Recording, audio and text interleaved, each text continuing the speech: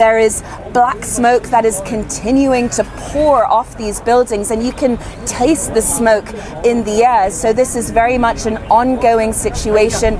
This rescue operation is also ongoing as firefighters continue to bring this blaze under control. Hundreds of residents have been evacuated to some temporary shelters. Many of them are elderly. I did speak to one woman who was at a temporary shelter, and it is a very anxious time for them because this woman told me she is still very worried because she hasn't been able to make contact yet with a friend who lives in one of the buildings. And that was Feature Story News' Week in Review. Tony Waterman reporting.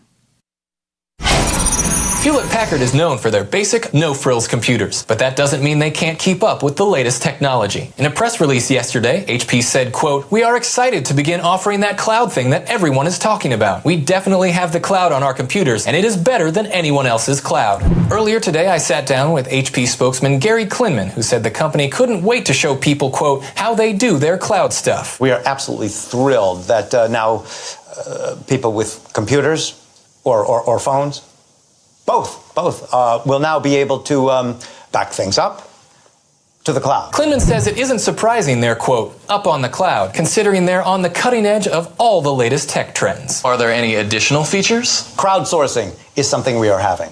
Crowdsourcing 2.0. We have social sharing. We have 5G, 6G, really all the Gs. We have app. We have all of it in the computer. This is the Onion News Network. Our Matrix server is about as free as internet chat can be. Join the existing rooms or create your own at chat.freetalklive.com.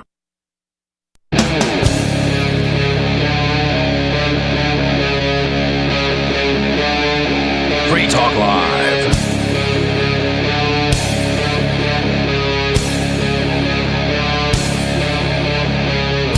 This is Free Talk Live, where we are talking freely while we still can. And you're welcome to join us. The phone number here is 603-283-6160. In the studio tonight, you got Stu. Bear Arms. And Mr. Penguin. Let's see. Happy to have you all in the studio tonight, and thankful for our listeners. I wanted to start off tonight, since we don't have any callers yet, talking about PSYOPs. You guys know what PSYOPs are, right?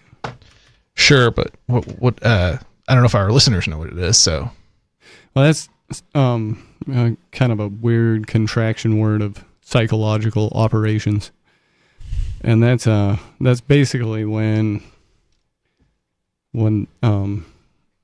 that's basically any tactic used to get you to think something that is either untrue or will lead you to behave in a way you wouldn't normally. This is so I started looking at this today and to see how universally known about this is. And when I just kind of Googled originally I heard about this test to score the events in the world and decide whether or not they're PSYOPs. And so I put in PSYOP test, and it came back with all this military testing for PSYOP soldiers. So PSYOP soldier is a job that you should probably not ever sign up for. But what that is a bunch of guys in a room with computers, and they just kind of troll the internet and create public opinions that wouldn't otherwise exist. And then once there's enough groundswell of public opinion, people just start jumping on the bandwagon. They're like, yeah, I think that too. Well, I heard about this test called the NCI Engineered Reality Scoring System. And it's a 20-point tool developed by Applied Behavior Research at NCI University to help identify potential psychological operations or manipulation in messages. It helps users critically assess information to determine likelihood that is designated to influence or control their thoughts and actions. So if you go and you look, you can just Google it and find a PDF of the thing. And it's got 20 categories, which you rank 1 to 5. 1 being not present and 5 being overwhelmingly present. And the 20 categories are as follows. Timing. And what they mean by this is, does the timing feel suspicious or coincidental with other events? So an example I would give is when 9/11 happens and they already had the Patriot Act bill sitting there ready to go, and they really were just Right. salivating over it. And also, what was it? Either 7 or 11 Middle Eastern countries they wanted to take down within a couple of years. They're still working on that list, by the way. So the timing on that was extremely convenient. I'd give it a 5. Number 2 on this is emotional manipulation. Does it provoke fear, outrage, or guilt without solid evidence? So, let's go with the babies in the incubators, right? The young girl that came on the news from, or was it Saudi Arabia, and said, the Iraqi army came in and started throwing the babies out of the incubators. But it turned out later, like, this whole thing was constructed. Like, the event not only didn't happen, but the girl there was posing as a nurse that worked in a hospital where this happened.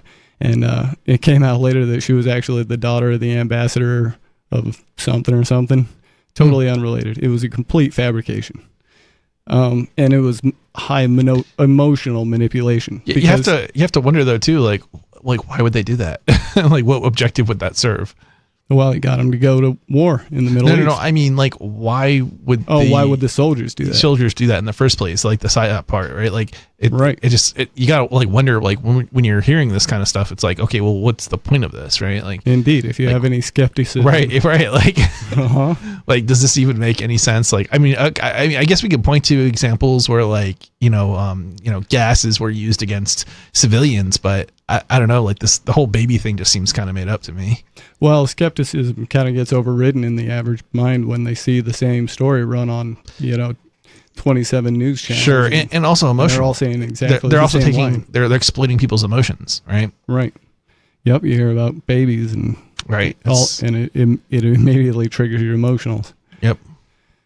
Number 3 on this list is uniform messaging, which is something we just kind of talked about. Are key phrases or ideas repeated across media?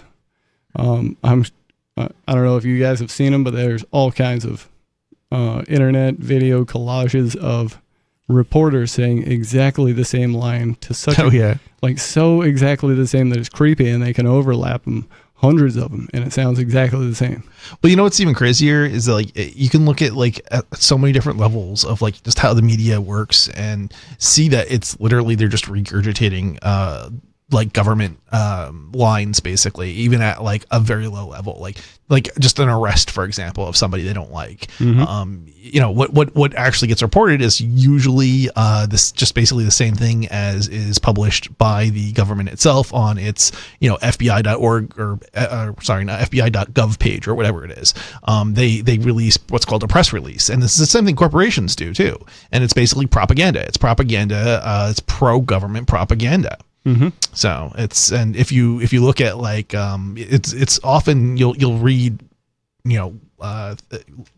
articles in the newspaper, and there's not even, they don't even attempt to get the other side of the story, and if when they do, it's usually there's no response from the opposing side, like especially when it comes to like legal like court cases and things, for example.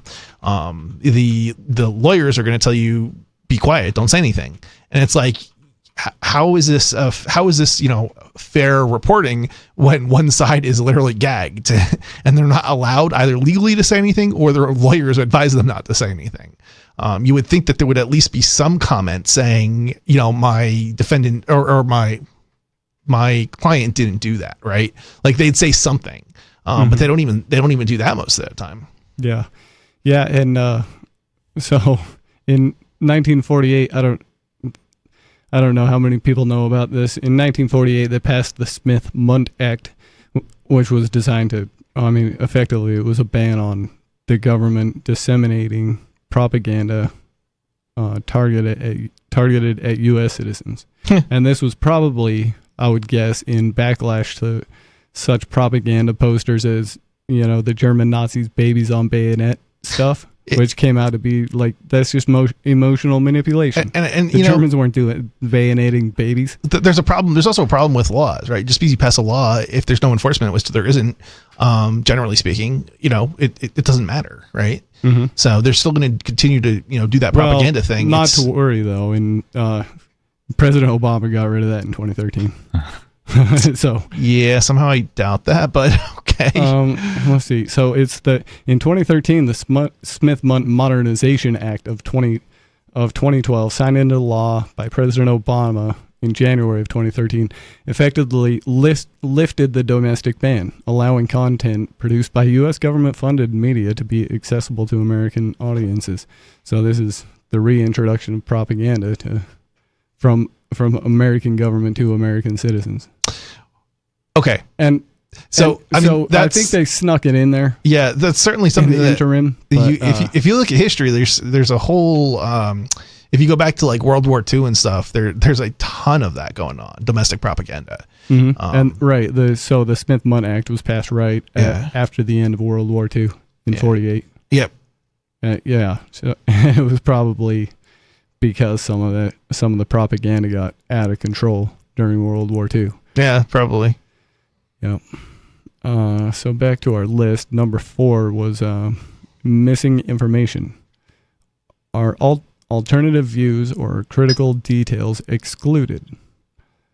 So we see this a lot with well, I don't know how many people are aware of the leaked emails or the discovered emails of, I think this was between Peter Daszak and Anthony Fauci, where they're talking about the COVID-19 virus and the opposing viewpoints of whether it was a lab leak or a lab release, or whether it was accidental or like what all that was about. And they were talking to each other about burying the lab leak story.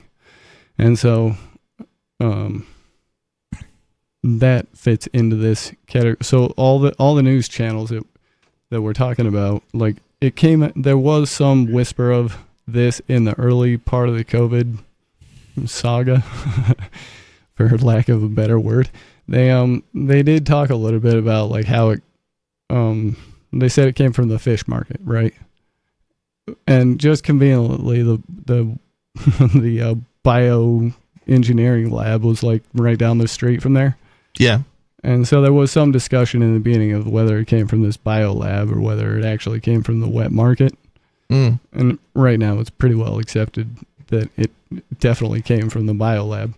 But these emails detail how they knew it came from the bio lab, and they did not want to run that story. They said, so they pushed the whole wet market thing. Yeah. Well, the interesting part about that is that it was U.S. government funded research, I believe, that was like contracted out to like the China's lab or something like that, is where it came from. So like there's a U.S. connection. So there's a reason the U.S. would want to hush up that story, and certainly China would want to hush it up too. So wouldn't. I mean, I don't know. Like obviously I don't have the evidence. I wasn't there, But so it's I always have a hard time like saying that yes, this happened or that didn't happen. But it seems like I know what you're saying. It's hard to believe, you know what I mean? I caught myself in one of these today. I think I may have at some point in my life told people that the Nazis used fluoride on the population of the prison camps to keep them docile. That's not actually true. Yeah, it doesn't sound right to me, but okay. It sounded right to me at some point. I may have actually said it, but I don't think you're the only person who I've heard that from, though. Right. So that's not actually accurate. Yeah. It does make you kind of docile and stupid, though. There is some truth to the fluoride dumbing you down. Yeah, that's true. They just didn't use it in the Nazi camps. Yeah, some people will say. it's not a substantial decrease in intelligence, but it does have some reduction in intelligence if you actually start like studying the populations. There was something recently that was published on this, and it sounds like something right out of I don't know, like psych like some crazy thing that somebody would say, but believe that's not true, but it turns out there is some truth to it. Mm-hmm. Yeah, so this category, the missing information, is a little trickier as far as, if it's missing information, it may be a little harder for you to dig up and verify whether it's credible or if it even exists in the first place. Number 5 on this list is simplistic narratives. Is the story reduced to good versus evil frameworks? So trying to think real quick of an example of where they do this. Simplify a narrative in order to obfuscate something that's much more complicated. This probably most closely relates to the autism conversation, where they're talking about, like recently they said, it's the Tylenol. It's not the Tylenol. And it doesn't exactly seem to be vaccines.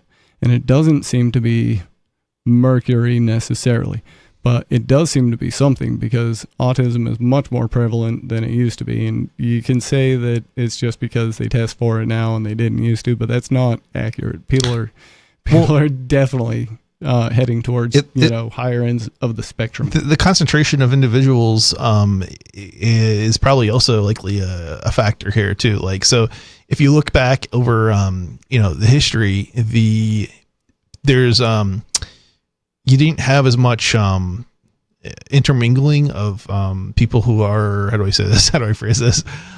People who are very, I want to say intelligent, but that's not quite the right choice of word. But anyway, basically there's, if you have people who are mathematically inclined, is the best way for me to describe this, and they get together and they have children, there's a higher chance of autism. Yep. And so that's one thing to look at, right? And it could be a big combination of things. Well, it could be, but most likely it's probably just the fact that more people, like back in the day, you basically had fewer choices as far as like partners, right? Whoever was in the village, whatever, right? But as time, or on the farm or whatever, right, in the area, but as people moved to cities and as more women went into education and so forth, you ended up having more choices. And as those choices are such that people tend to like to mate with other people of like minds, whether it be, especially at like an intelligence level, especially when it comes to people who are, very mathematically inclined, you end up with more people who are mathematically inclined getting and mating together, and they end up producing children. Just from that alone, can increase the rates of autism. Right. And with the advent of, even before the internet, you still had the newspaper where you could take out want ads and meet people of like mind. Right. So the ability to meet people of like mind has increased as time, as we progress into the future. Yeah, it's not even just in the last 25 years, basically since the internet. It's also in the last since the 70s probably, with women's women's liberation. I don't know how people like to phrase that, but you know what I'm talking about. Basically women going to college. And to some degree, this was going on even earlier than that, even in the 30s, I think.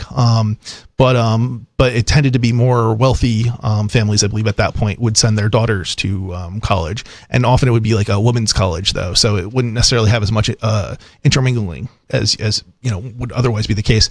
But one of the goals of women's colleges early on was actually to attract mates, so it may have still had an impact to some degree as well there too. Right, and that's kind of so what we're talking about here is kind of like autism spectrum disorder, but if you talk about like hardcore nonverbal autism, that seems to be brought on by something environmental. So I think people don't understand about autism is there's a lot of debate as to whether or not it's like a disorder, I think is sort of the way to phrase it. Because really what it is it's just that you end up with, everybody's on the spectrum, right? So people think about the spectrum as being like this thing that autistic people are on, but that's actually inaccurate. Everybody falls on the spectrum somewhere. And the question is, do you fall more towards what you people would call the autistic side, or the other side? If you're fall more to the autistic side, you're going to be better at math. If you fall towards the other side of the spectrum, you're going to be better at reading and languages and things like that. And so you basically get to a point where people are like people who are really bad at math, well, they're probably better on the language and communication side. But people who are really good at math, if you get really, really good in that direction, you end up becoming basically unable to communicate. And that's basically all we're seeing here. So. Interesting. And I've never looked at it that way. And it's not a big part of the conversation, right? No. And so that does kind of like, that lends itself to being an example of simplifying a narrative, to be like, to just point at a thing that they want to demonize or whatever. Yeah. It's probably not to say that there's probably not issues when, people are really good at one thing, but not anything else like that can create problems. But it's not, it's this sort of this thing where it's like it creates problems for people on both sides, but we only ever talk about the people who are mathematically inclined. And that's, I think, a problem. Because it's sort of like you're sort of discriminating against a group of people for no real good reason. And I have a hard time even I don't believe that I believe that mental disorders exist. I don't believe that they're diseases the way they describe them. It's not.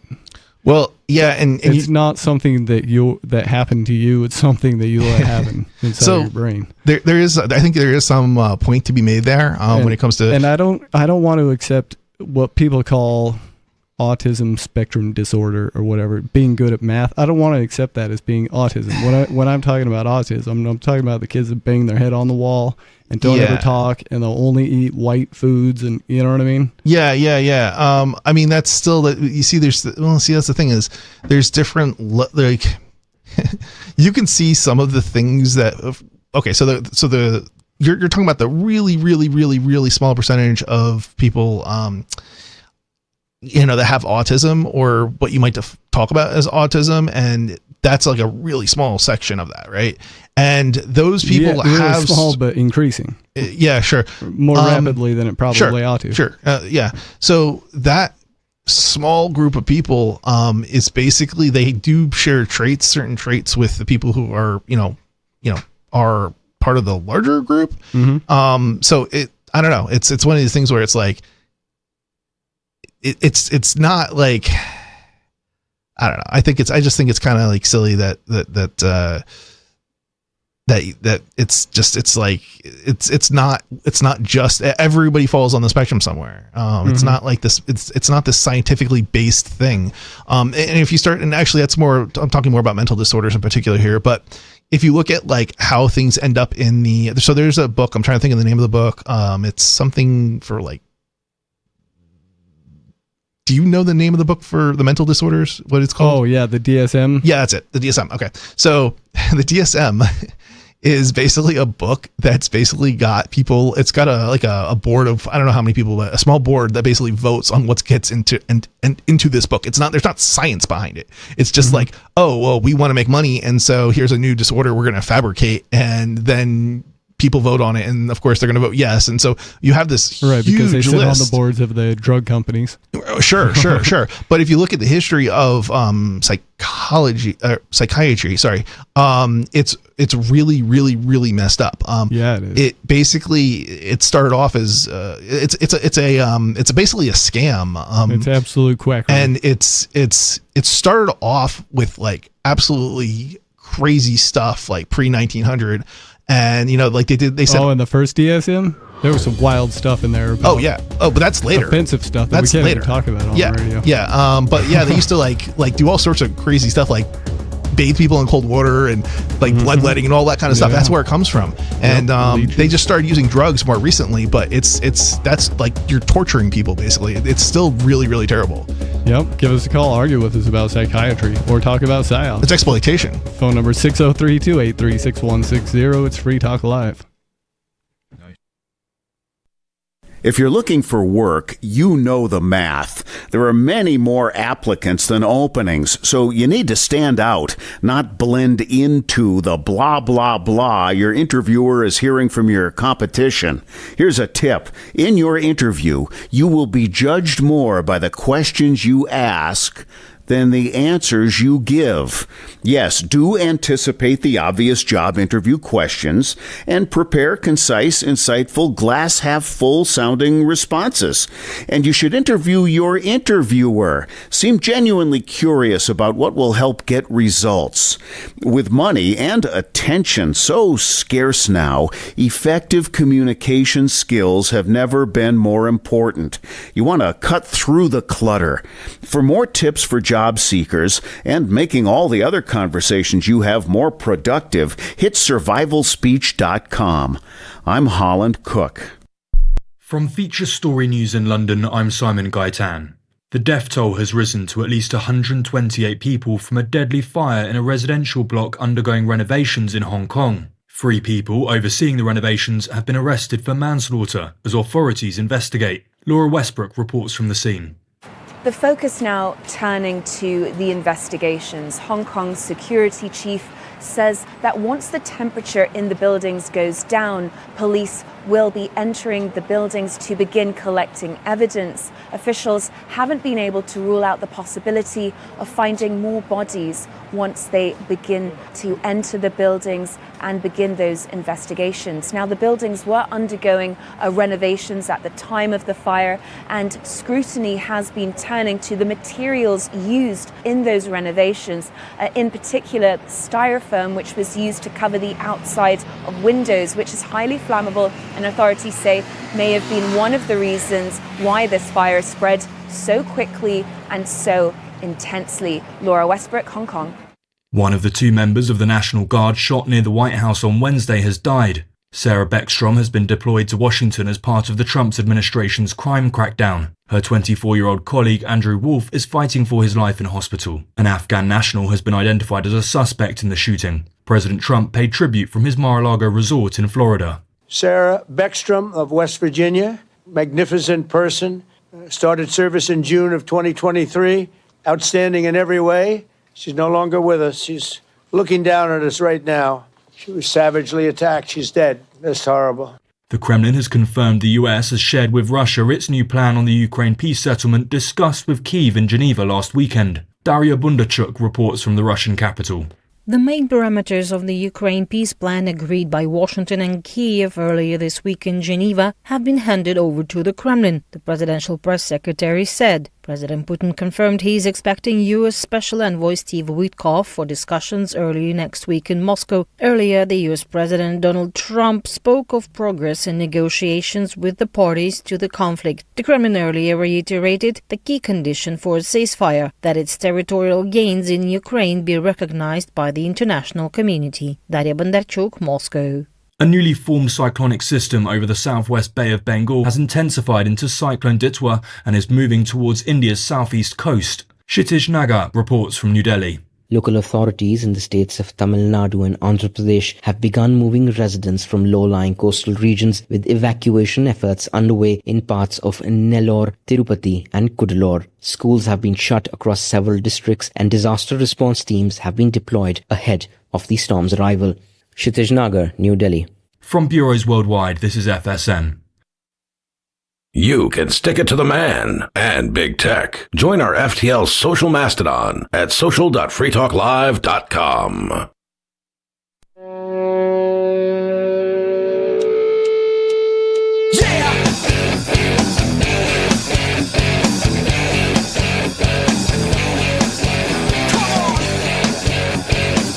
This is Free Talk Live. Talk radio you control.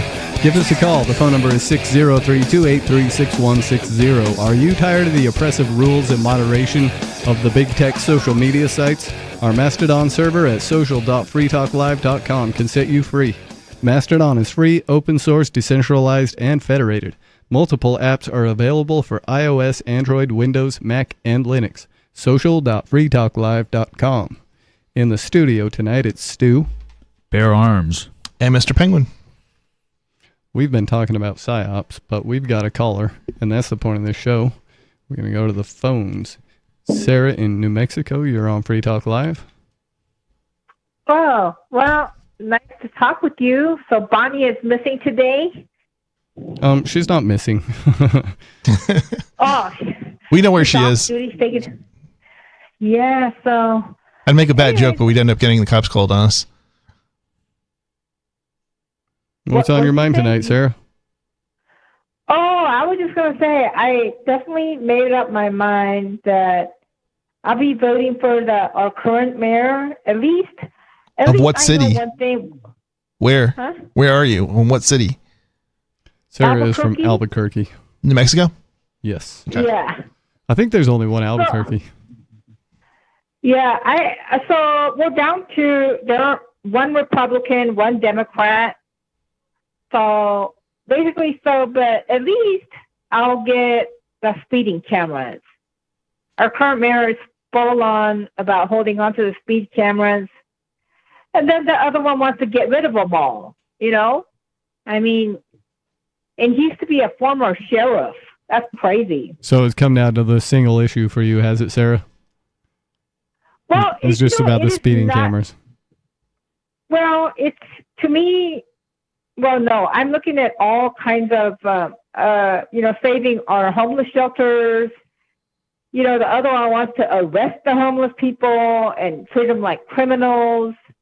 And, you know, if I became homeless, I don't want to be treated like that.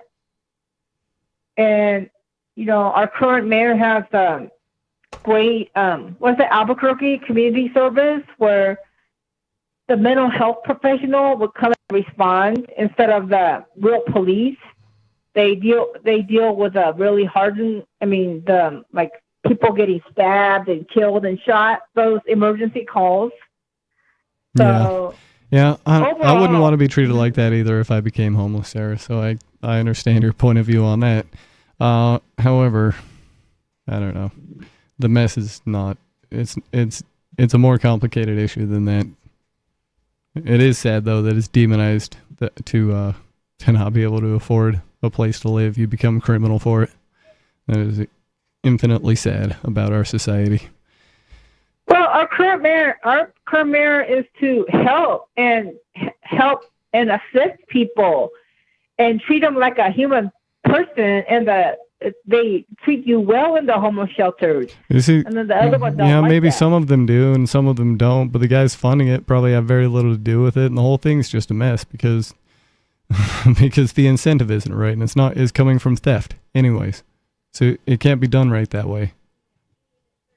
If it wasn't there, I like to think humans would step up and take care of each other a little better than that, a little better than the government does, because you see how well it works. Would you call it, good?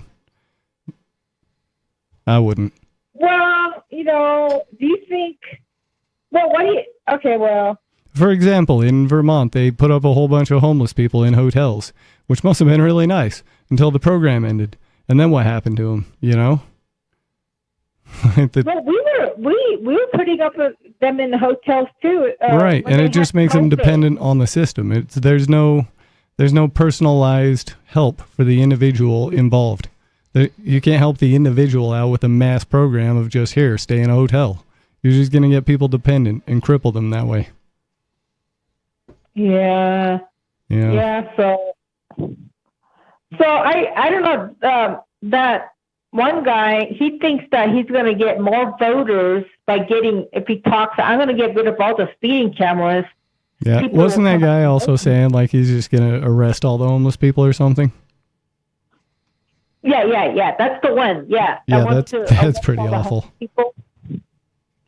Yeah, I can't blame you for not voting for that guy. However, for me, I think I would just abstain because they're all kind of crooked. Yeah, but it comes down to you vote against the enemy of the enemy. Like you don't like that person, but you don't like the other person even worse. Isn't that how our elections are? Like you never really get who you really want, right? That is how it is, and they kind of make it seem like it's your only defensive strategy. But for me, if that's my only defensive strategy, then I don't know. I'd rather dig a hole in the ground and hide from the world, because that's not a strategy at all. They've given you, you know what I mean? They've given you something that doesn't work and said, build a house with this. They gave you a hammer with a broken handle. Well, I guess people just don't vote at all. Is that the reason why? Well, one problem is with voting is you get to choose your master, and some people would rather not have a master. So the presumption should really be studied as to whether you need to have someone in charge of your life and your liberty and your properties to begin with. Now, the issue with the homeless people is not because government is not funding them and therefore they're homeless. The problem is that the government, along with the central banks, is printing more money than they can control, and it's basically a game of musical chairs, where the interest rate that accrues every year basically bounces that number of people who are not able to pay that interest into poverty. And it's musical chairs, and every season the chairs get taken out, more people become homeless. We don't have a homeless problem, we have a broken money problem. And maybe instead of voting at the polling booth, I'm not saying don't do it, but instead of using that as your main sort of way to adjust your future, consider using using your intellect to see what is the fundamental basis for the problem and try to solve that problem. Maybe use a sound money system. Maybe stop paying your taxes, for example. Those are great points. Yeah. In one of the historical studies I did in in the 1830s, Joseph Smith's first house cost $250. And $250 was harder to come by then than it is now, agreed. But if you weren't able to earn $250 after a whole year of working, then you were just lazy. And so what that equates to is everybody could buy a house in 1 year's earnings. Now, how many years? They're talking about extending out to 50-year mortgages. Yeah. Yeah, that's crazy. That's because of what they did to the money. Yeah, we got a broken money system. 7-year car payment too? Yeah. So what does that mean? 50-year mortgage payment? I mean, it means you end up paying a lot more than the price of the house. Yeah, it's basically and you're stuck to it, and you're mortgaged your life essentially. That's basically renting, except that you're responsible for all the appliances. Plus, you have to stay in one location and work one slave job until it's all over. 50 years, or until you sell it. Thanks for the call tonight, Sarah. Yeah, I don't think. I mean, have fun voting for your mayor. I don't think it's going to help you a whole lot. Right. Yeah. We've got more callers on the line, so we're going to go to the phones. I believe this is Dave Ridley. All right, Dave. Hey, Dave. What's up? Dave. Is this Dave Ridley? Hello? Going once? Going twice? We'll put him back on hold. Go to this other call. Is this Rob in Vermont? Rob in Vermont. Hi, Rob. It is. Hi, Rob. Hey, how you guys doing this evening? Good. Doing well. Thank you. So I usually don't give out advice because I'm really not that good at it. But I would really tell Sarah that if you're going to vote for someone that's going to represent all of us. You know, like Vernon Supreme. He would be an inspired choice. You know, and not only do we need Vernon Supreme, we deserve him. Yeah, Vernon Supreme is basically ponies for everyone. Yep, and mandatory teeth brushing. Yeah, that's right. You can't forget that. Yeah, I like. You know, I like the guy. To go those other ways, like Republican or Democratic. You know, it's a road to nowhere. He's the one lefty I can really get behind. Well, I mean, it's the old American dream because you have to be asleep to believe it. Yep, pretty ridiculous. The entire government, by the way, is a PSYOP. In fact, the word government means to control the mind, right? Ment is mental, govern is to control, so government is to control the mind. That's the way I understand it as well, yeah. Every statute, every law that's written down, there is, most of them are fiction. Most of them are fiction. Like the taxes that you pay, that's fiction. They'll even call them legal fictions in court. Right. They're fiction. Your dog registration, your car registration, your marriage license, your birth certificate, those are all fiction.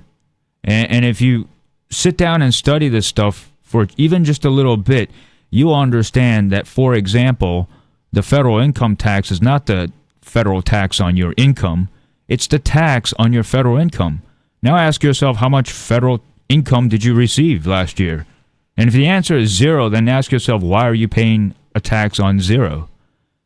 Right? See that? See how it works? By the way, gun laws are like that too.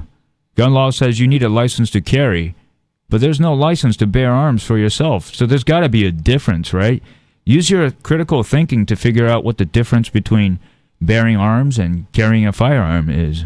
And you'll realize simply by searching your state's constitution, word search it for the word carry, and you'll realize that the word carry means to carry out the execution of the foregoing powers, to carry out the powers and duties of government, to carry out the debt obligations of the state and the will of the people, etc., to carry out a business.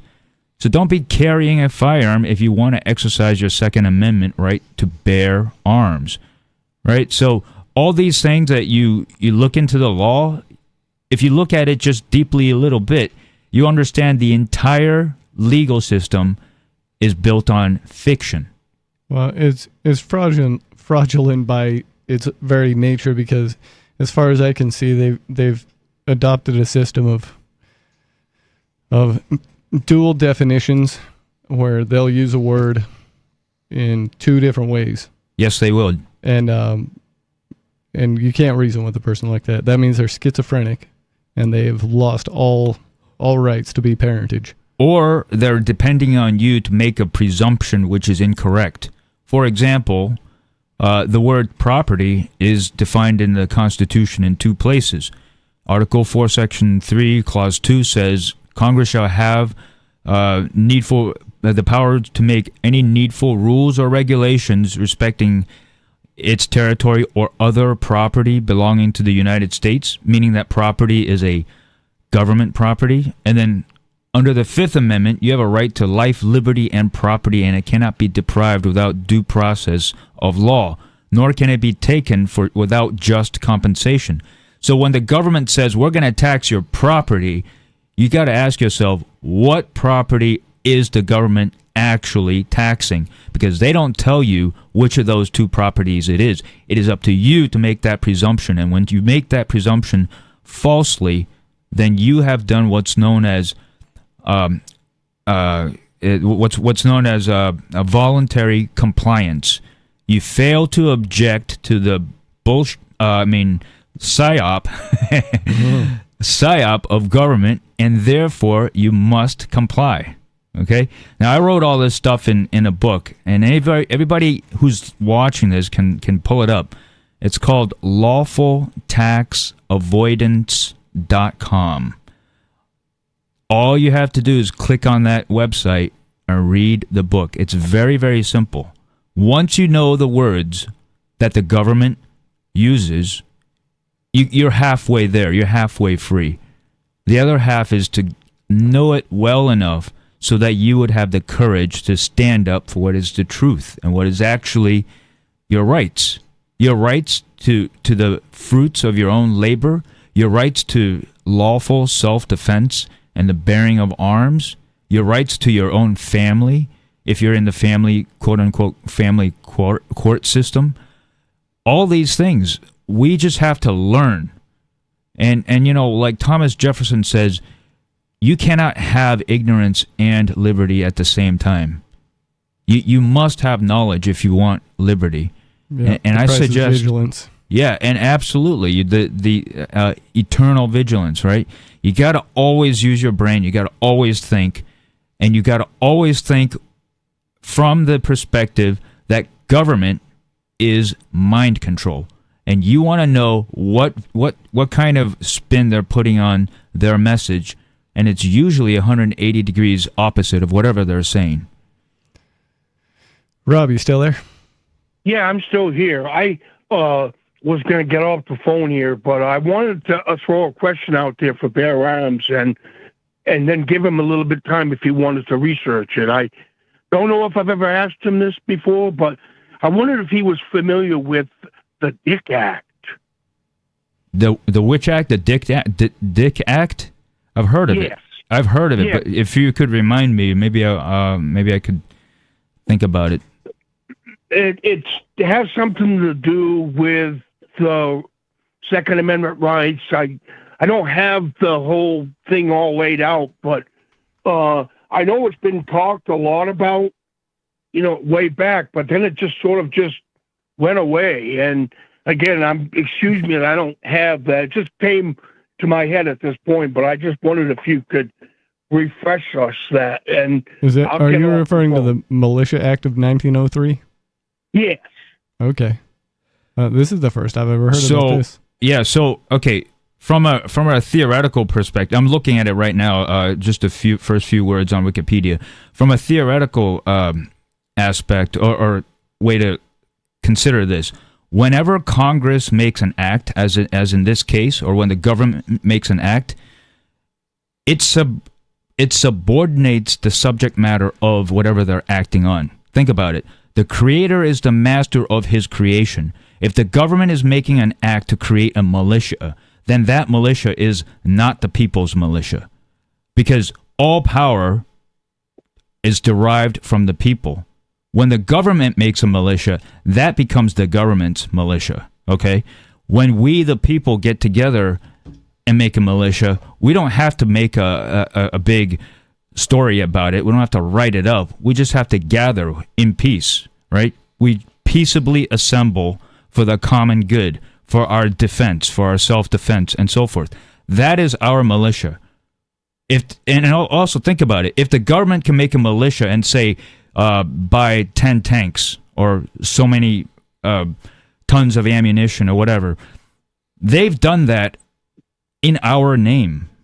We've given them the power to do that. It's not like they got that power out of nowhere, right? We gave them that power. So what does that say about us? Let me reiterate. I do not consent to the building or dropping of bombs on anybody. All right, but I get that. None of us do, right? But what I'm saying is, you have the same power to get whichever arms that the government has in your name. For example... No, I know. They're doing it. They're doing it in my name. They've gone ahead and assumed that. They call it manufacturing consent. Right. So the government has... Thank you, guys. I'm going to hang up. Thank you. Yeah. Thanks for the call tonight, Rob. Yeah, it's everything you said is pretty much how I've discovered it to be.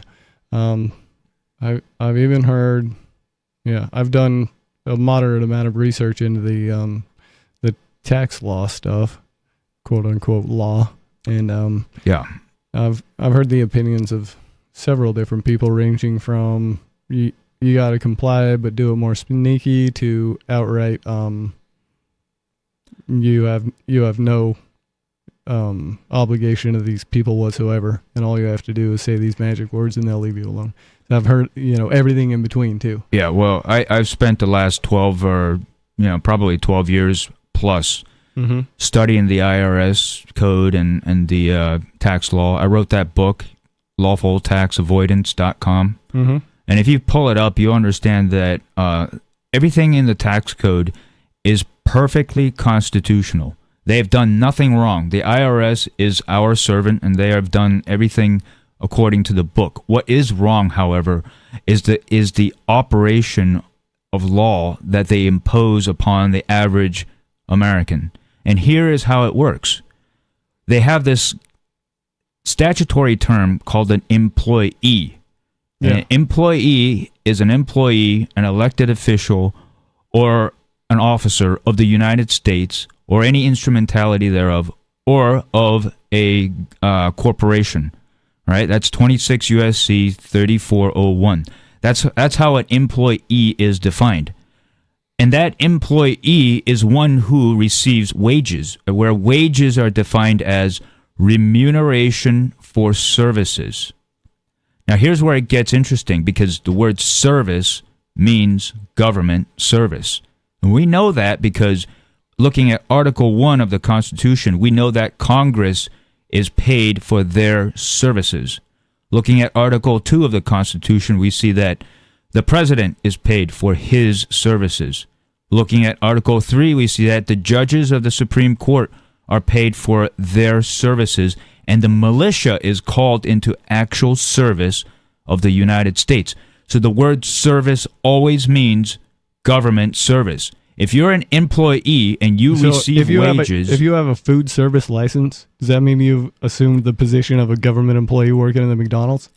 What you've contracted with the government, and you've done so under their supervision, because, again, the way that our system works, we're a delegated power, or the government is one of delegated power.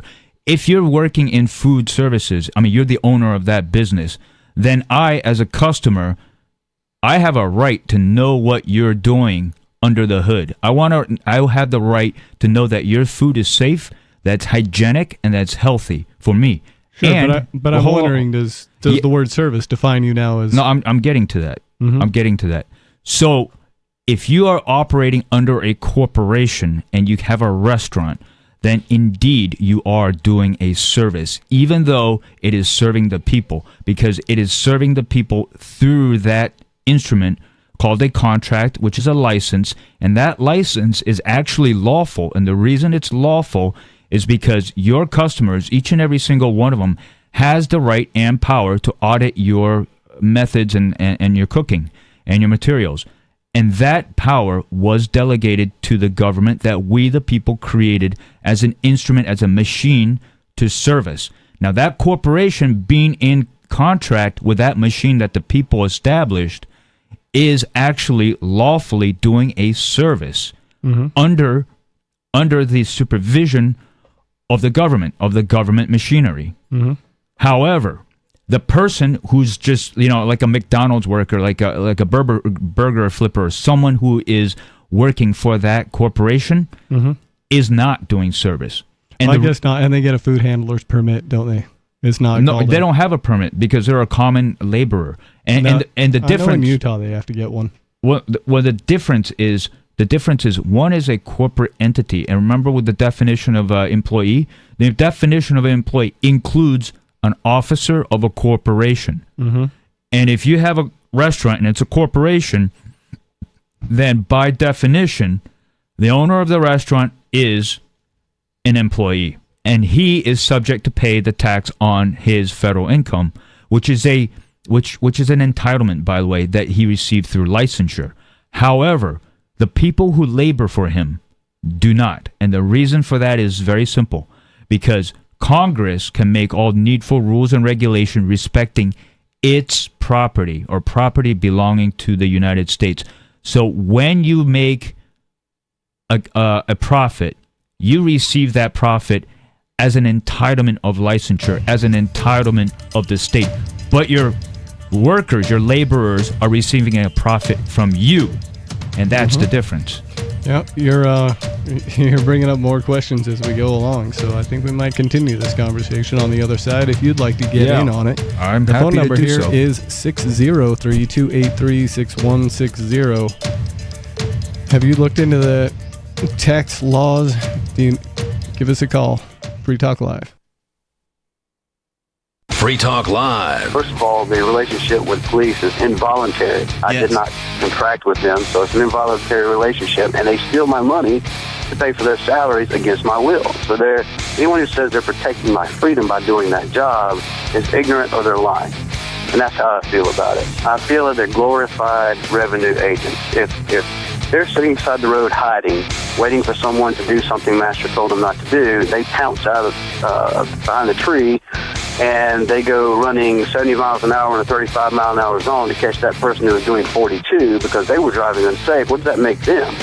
That just really irritates me. And they're when they show up to a scene or they pull you over on the side of the road, they're looking for someone to charge with something so that they can make more revenue for the state. They're glorified revenue agents. Free Talk Live, 7 nights a week from 7 to 10 Eastern at freetalklive.com.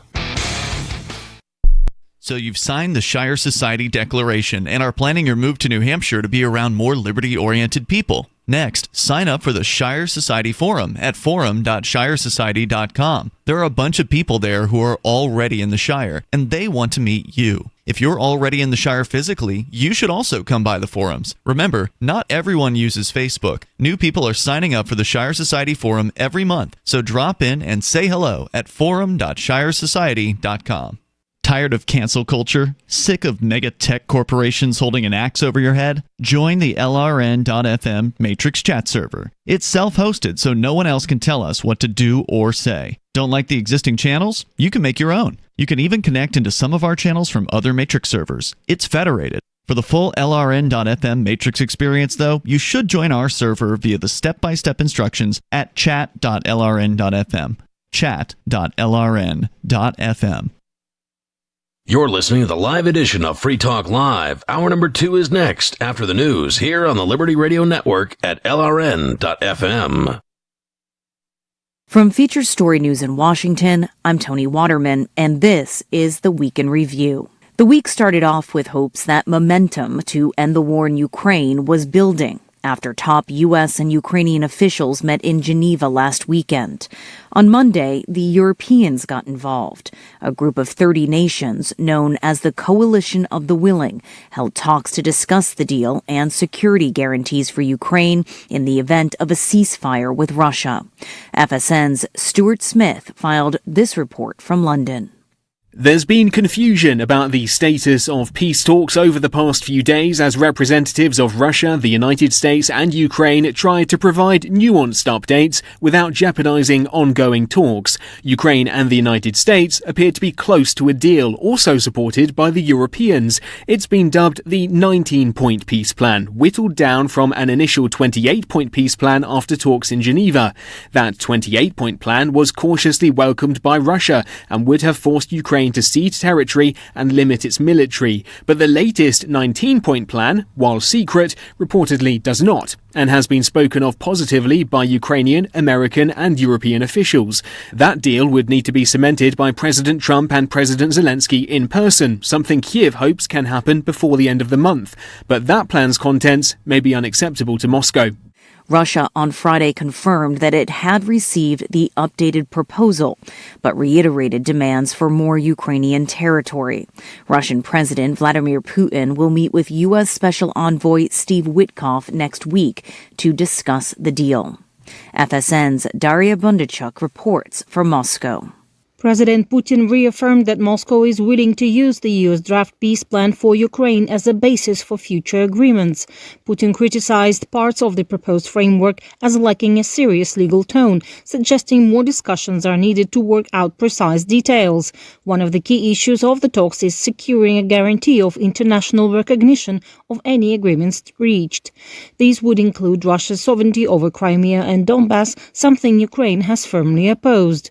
The Russian leader also said that it is legally impossible to sign a deal with Kyiv, as Moscow views the current Ukrainian leadership as illegitimate, and warned Russian forces would continue their advance in the Donbass region if Kyiv refuses to accept his conditions for a ceasefire.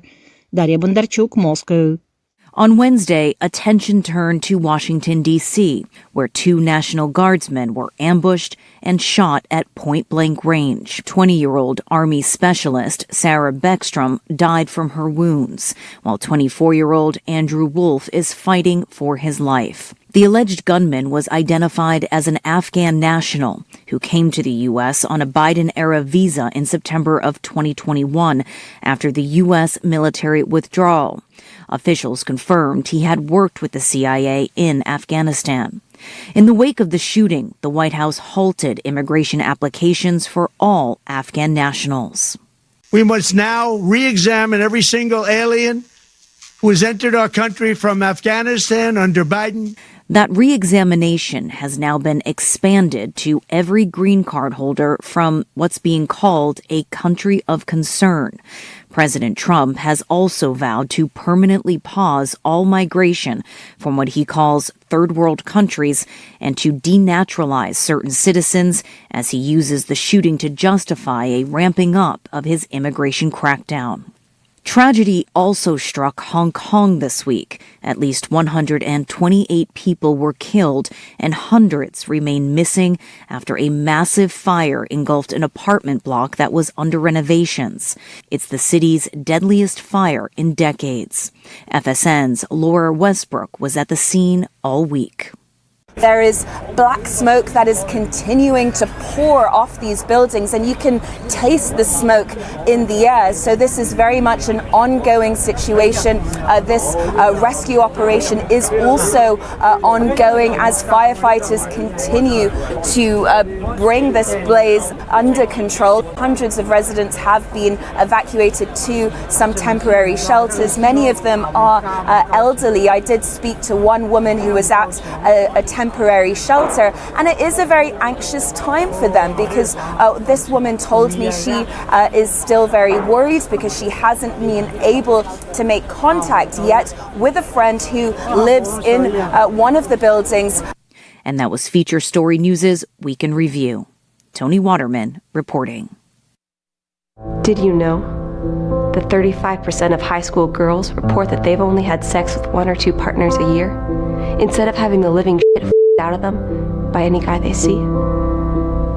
Did you know that only half of all 17-year-old males report without a condom, even though it's really the only way to go? There are thousands of American teenagers today who are unaware of the full benefits of your brains out all day, every day. These otherwise average high schoolers haven't been taught about every chance you get, pounding each other dry and never ever pulling out. Every sexually active high school student should know this stuff. Ditch the condoms, because it's always better raw. Stop worrying about STDs. Every chance you get. Just keep and and strangers, doesn't matter who. And most importantly, be direct with your partner about how badly you want to their brains out. This is the Onion News Network. Don't miss a moment of Free Talk Live. Get our archives daily via our podcast at feeds.freetalklive.com.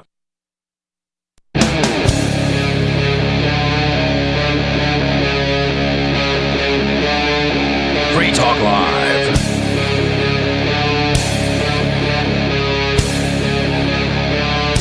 This is Free Talk Live. Talk radio you control. Give us a call. The phone number is 603-283-6160. Let us know what's on your mind tonight. Free Talk Live is brought to you by LibertyMinded.com. Official Free Talk Live gear like t-shirts and hoodies are available at LibertyMinded.com. Plus, you'll find a unique collection of cool and funny liberty-oriented clothing at LibertyMinded.com. That's LibertyMinded.com. In the studio tonight, it's Stu. Bear arms. And Mr. Penguin. We have callers on the line, so we're going to go to the phones. It's a busy night tonight. Yes, I believe first we have Dave Ridley. Is that you, Dave? Dave. That is correct. Dave. Try number 2. What's Hi, up? Dave. What's on your mind tonight? Brad Jardis. Oh, what's going on with him? So he's a New Hampshire former cop who converted to Liberty and is, supports the Free Staters, hangs out with us quite a bit. And you guys been following his adventures in court? No. Enlighten us. So he posts a lot about this on freekeen.com, but basically he was representing for free, I think, your last caller, Rob from Vermont, either last caller or caller before last. Yeah, that's correct. I don't know if it was our last caller, but it was a prior caller today. Yeah. And he's been doing this off and on since at least 2012. I know he represented Jason Talley blast from the past in a 2012 court situation in Grafton where he was arrested, I think, for filming. You say this guy used to be a cop? Yeah, former cop. Correct. His story is really amazing. If you were there that day in 2009 when the town hall was packed to support Brad when he was still a cop, because they tried to get rid of him for being pro-freedom. I imagine they would, since he's been on the inside and he kind of knows how the game goes. Yeah. I imagine he has pretty good success when he goes to court because he knows what points to litigate over and which words to say and how to say them. So the latest thing, or one of the latest, is that I guess he has filed a lawsuit against the New Hampshire Attorney General. So he's making some kind of a petition. He says, quote, "Here is my petition for a declaratory judgment that New Hampshire's resisting arrest statute is unconstitutional as it forbids nonviolent resistance when you're being arrested on illegal charges," unquote. That seems pretty logical to me. I mean, is there not a something in there like the idea of like resisting arrest without the like violence part? It just seems, how is that not? So currently they can arrest you simply for resisting arrest. Is that right? Yeah, right. Like, what does it constitute then? Otherwise, right? Like, that could be the only charge on the offense, or whatever. Like the only offense there on the list. Well, all I know is that there must be some wording in the statute that makes it sound like you can't use nonviolent resistance. I don't have a copy of the statute in front of me. Yeah. Yep.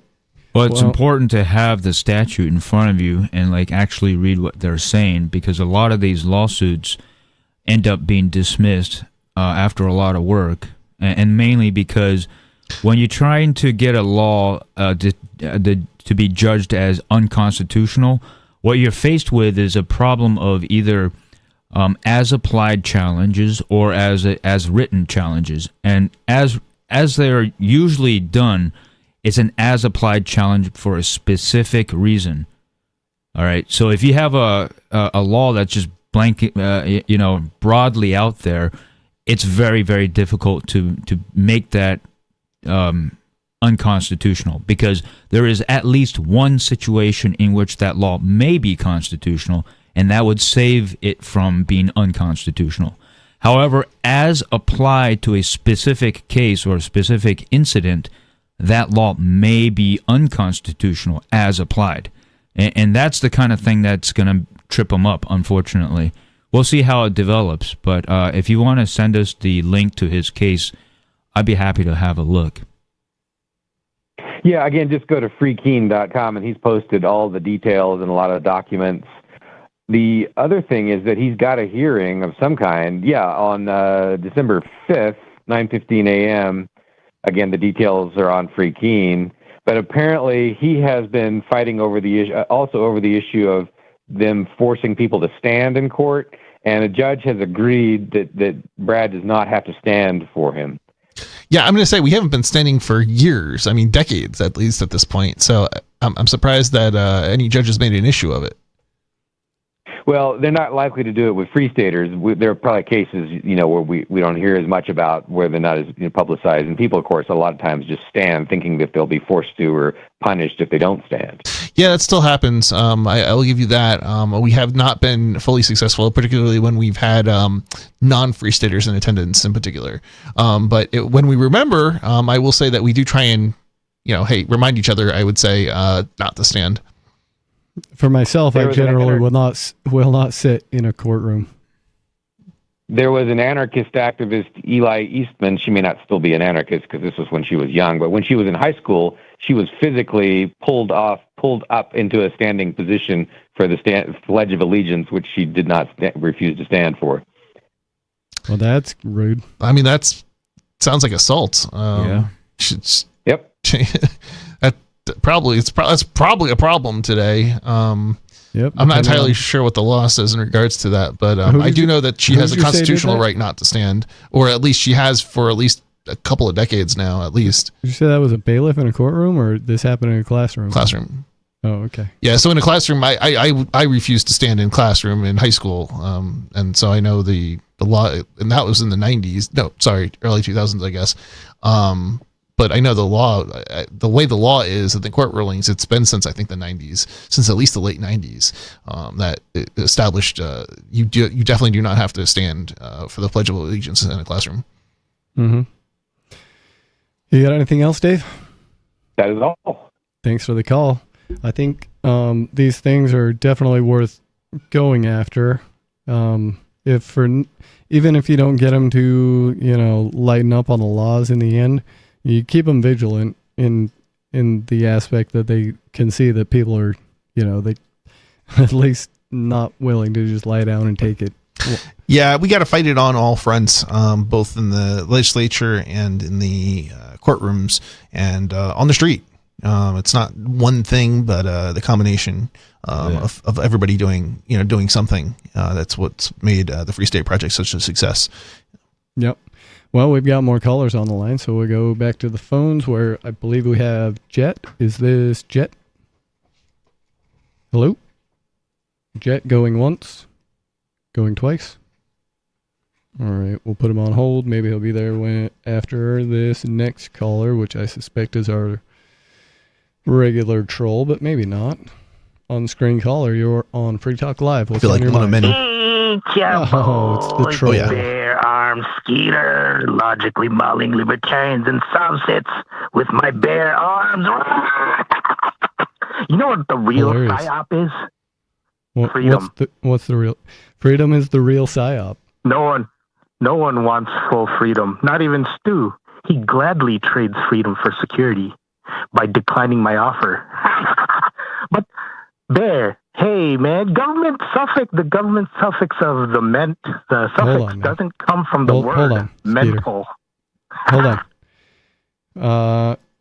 Real quick, I didn't refuse your offer, so wrong already. And then, yes, Latin for mind is mente. So yes, it does mean that. Go ahead, Skeeter. No, the suffix for government comes from the word mentum, which is process or act of, not mentis, which is mind. I've heard that before. That's inaccurate. It's incorrect, man. Like judgment,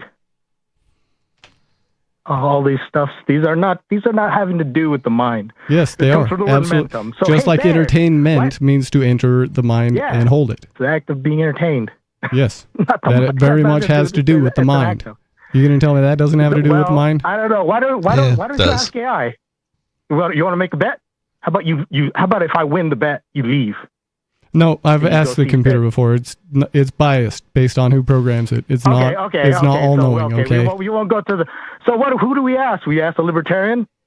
No, you ask a Latin expert, which I am guessing you are not. Clearly he's not. So what's your point? What's the point? So instead of arguing, really what you're called to argue about, Skeeter? Yeah. What's your point? Anytime I can correct the subset, I do it. Okay. So hey, Bear, why don't you help Ian and Roger with their tax evasion case? But you know what? Bear, you need to stop reading inclusion statements in law. So Skeeter, when you quit your government job finally. You wouldn't have to pay a federal income tax. How's that? I mean, we know you're working for the man, so it's not even you're a biased caller. I don't really see why I should honor you in terms of answering. Does he work for the government? I'm gonna assume he does. Yeah, I'm gonna assume he does. I mean, I've never asked him. Does he have a job? I think I did ask him. I mean, either he's mentally ill, or do you work for the government, or he works for the government. One of the two. I think he hung up. Skeeter, do you work for the government? Be like Bonnie. Skeeter, do you work for the government? It's a simple question. Yeah. Okay. Yes. I thought so. Like Bonnie. Interesting.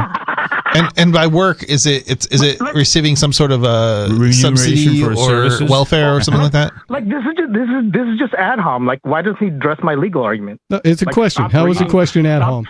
Come on, man. Why are you evading? What was your question? I don't understand your question. Somebody's evading. Your question is based on a presumption that I use inclusive terminology, and I you didn't even point out where I used it. All right, I mean you didn't point it out. Did you? Go ahead. Services, in the definition for the term services. What about it? You read an inclusion statement, And these inclusion statements are included in the law to clarify ambiguous cases, right? Like government employees, should they be taxed federally, right? This is an ambiguous case which needs clarification. So the law includes inclusion statements, and they're not exhaustive list of the definition. So right? Skeeter, hold on. You and sovereign citizens keep doing. All right, Skeeter. The That word doesn't even make services, sense what you said. The word services is not about inclusion. All right. The word services is not even defined in the Internal Revenue Code. In fact, it's defined with respect to the Constitution. See, McCullough versus Virginia. All right. It is elementary law that every statute be read in the light of the Constitution. Therefore, the Constitution is the origin or the definition of the words. That's United States versus Rabinovitz. Go read your shit. Go read your sheets of music first. Take us a second there to get back. I had to drop that one.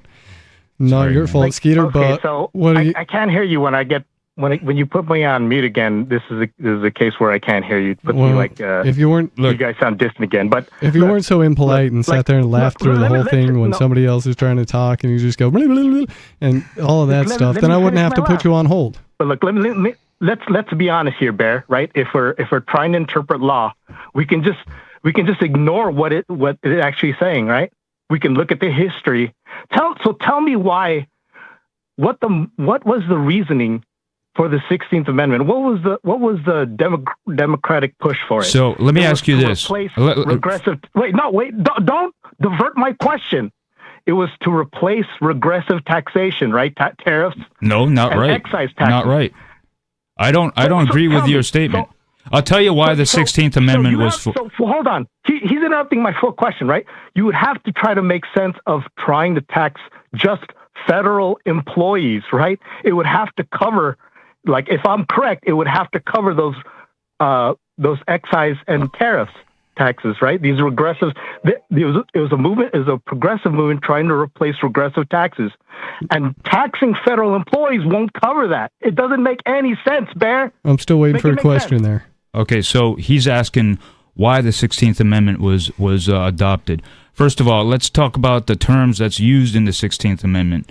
The 16th Amendment provides that Congress may tax income from whatever source derived. Those are the basic words, right? Yeah. Now, where's the word? What does that mean? Whatever source derived. Did you know that what's the word source mean to you? Any gains? Either no, you don't. You don't understand what I'm saying, because the source means the Commonwealth may borrow money in anticipation of receipts from taxes or other sources in the collection of revenue. Money received on account of the government from whatever source derived. Okay. He's ignoring my question. So you go. I'm not ignoring. I'm answering your question. I'm answering your question. The 16th Amendment is about taxation on income from whatever source derived. Now, the word source comes from the Massachusetts, the Rhode Island, the Pennsylvania, and the Georgia constitutions. If you look at the word source, the way it is defined with respect to the Constitution, source means sources of government taxation and revenue. That means the 16th Amendment says the Congress may tax income from whatever government sources are being given to you. Your government benefit is that source that they tax. Now let's go back to why the 16th Amendment was formulated. It was a case called Pollock versus Farmers Trust and Loans, in which there was a question of whether or not government money, United States income from that source needed to be apportioned. And what the 16th Amendment did was it removed the apportionment requirement from the monies that the federal government was paying. Okay. Now there's some details that I'm not exactly sure right now, but that's basically the gist of it. Go read Pollock versus Farmers Loan and Trust and the reason for the 16th Amendment. And again, the text of the 16th Amendment is about taxation on whatever source derived. Income from whatever source derived. And source means government sources. All right, Skeeter, you still there? I didn't hear any of that after you muted me. But anyways, you don't, and he keeps deriving like some of the definitions from terms using the Constitution. You don't do that, right? No, I don't. You know why I don't do that? Yeah, you do. No, like services. Yeah, okay, so look, I don't derive anything, and the reason I don't do that is because the Supreme Court has already done that for me. Now, if you want to give me a second, I'll read to you what the Supreme Court wrote on exactly this, all right? It is elementary law that every statute is to be read in the light of the Constitution. Every word must have its due force and appropriate meaning. The Constitution is a written instrument. As such, its meaning does not alter. That which it meant when it was adopted, it means now. And the words in the Constitution must be read with the gloss of the experience of those who framed them and would receive the significance of the experience to which they were addressed, a significance not to be found in the dictionary. In other words, the Constitution is the dictionary. You understand that? No, it isn't. No, the scope of the Constitution is toward limitations of the federal government. So all the uses of the terms in that document are going to be with respect to that. That's the trick Bear's using, right? He's using a sleight of hand here. You don't use, like, he still didn't make sense of it, right? He still didn't make sense historically about why we adopted the 16th Amendment, right? Of course, the 16th Amendment was to bypass the proportionment, right? There you go. But that was part of it, but it's really to replace the excise and tariffs, right? The regressive taxation. No, I don't agree with that. Of the United States, which made up most of the federal tax revenue. We didn't need the income tax in order to fund government. Government had so much money from imposts and duties and importation taxes that there was plenty of money to go around to serve the people. All right. Now, there you go. So why are we arguing? Why are we arguing the things that we already agree on? The movement to get rid of that, the Democratic movement to get rid of that. This is not a democracy. Right? This is not a democracy. All right. This country is a republic. There you go. So is an indirect democracy. No, it isn't. It's a democracy has nothing to do with a republic under which this nation was built. Indirect democracy, a representative democracy. Look, buddy, which is a you asked me a question about where I get the word service, right? I'll ask you. You don't just go to the Constitution. Like, I can pick any term in there, any term that's legal, and I don't limit it to its uses in the Constitution. You'll necessarily restrict it to like government. Well, okay, all right, fine. Right? So when you do your job, what do you do? What do you do for a living, Skeeter? Let's say you're a bricklayer. Let's say you're a bricklayer. I'm just saying. All right, let's make an example of that. All right. So if you're a bricklayer, would you be considered to be in the armed services, the postal service, the secret service, the marshal service, the rural housing service, national ocean service, economic research service? Bricklaying for. All right, postal inspection service. Which service would you be working for? And if you're not in a service, could you receive remuneration for services? This is inductive fallacy trick, right? He's just listing off government services only and trying to restrict it. What about accounting services? What about construction services? Those are all services. Those are all services which differ from the term labor. Do you make a distinction between labor and services? I do. A labor is what a man is worth. A labor. What statute are you referring to now? I don't like. Why you all over the place? Why do you care that other people are being freed from this coercive federal income tax that they're not supposed to pay? Coercive. Well, why do you wish to be? Why do you want? We don't have to be here. We can renounce citizenship and leave. No. Right? That's not the right. No, you can't, because the law actually prohibits you from doing this. They basically try and tax and or incarcerate you if you don't, for that matter. All we got to do is look at the recent case of who is it? Roger Ver. Roger Ver, yeah. It's just as one example. Here we go again. So no, you're wrong. So he admitted to willful tax evasion. And did you look at that? He was coerced into it. Yeah. This is the thing. You don't get to say, "Oh, I disagree," and then not fight it. Like you can't just ignore them, right? Like you have to respond. If you don't respond, they throw you in a cage. That's pretty much the way it works. There are varied responses you can give, and an educated one sometimes will get you out of trouble, and sometimes will get you into more trouble. And thanks for the call tonight, Skeeter. Nice tries. I hope you quit your government job. Give us a call. The phone number here is 603-283-6160. We're talking about all kinds of things, and you can bring up whatever is on your mind tonight. Anything from PSYOPs to tax law, and anything in between. Give us a call. It's Free Talk Live.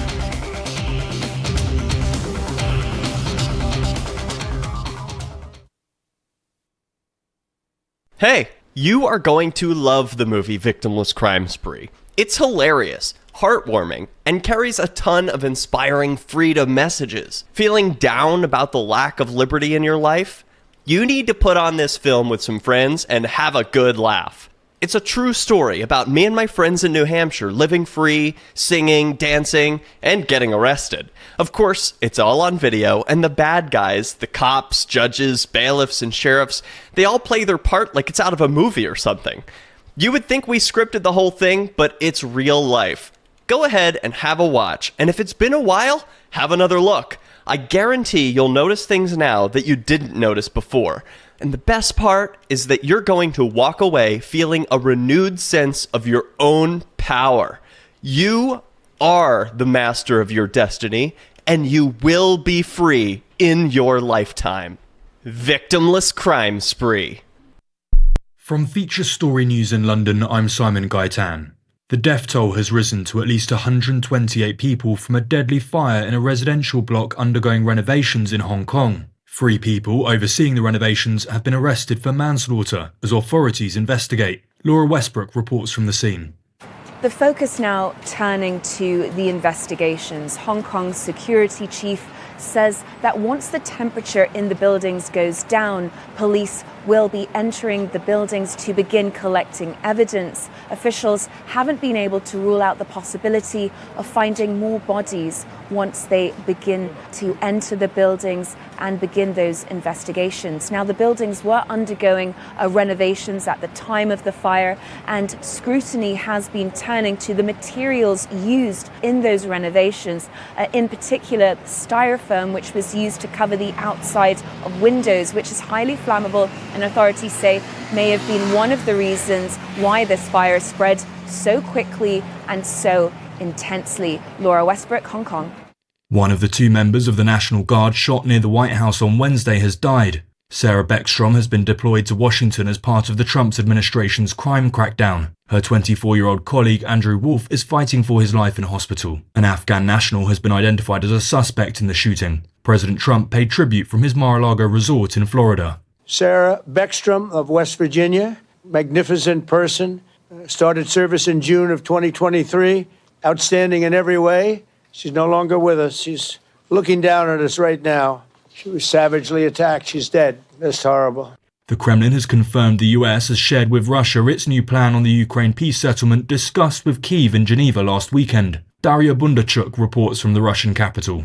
The main parameters of the Ukraine peace plan agreed by Washington and Kyiv earlier this week in Geneva have been handed over to the Kremlin, the presidential press secretary said. President Putin confirmed he's expecting U.S. Special Envoy Steve Witkoff for discussions early next week in Moscow. Earlier, the U.S. President Donald Trump spoke of progress in negotiations with the parties to the conflict. The Kremlin earlier reiterated the key condition for a ceasefire, that its territorial gains in Ukraine be recognized by the international community. Daria Bondarchuk, Moscow. A newly formed cyclonic system over the southwest Bay of Bengal has intensified into Cyclone Ditwa and is moving towards India's southeast coast. Kshitij Nagar reports from New Delhi. Local authorities in the states of Tamil Nadu and Andhra Pradesh have begun moving residents from low-lying coastal regions, with evacuation efforts underway in parts of Nellore, Tirupati and Cuddalore. Schools have been shut across several districts and disaster response teams have been deployed ahead of the storm's arrival. Kshitij Nagar, New Delhi. From bureaus worldwide, this is FSN. We're still not sure why you'd want to watch, but our video feed is streaming nightly for free at cam.freetalklive.com.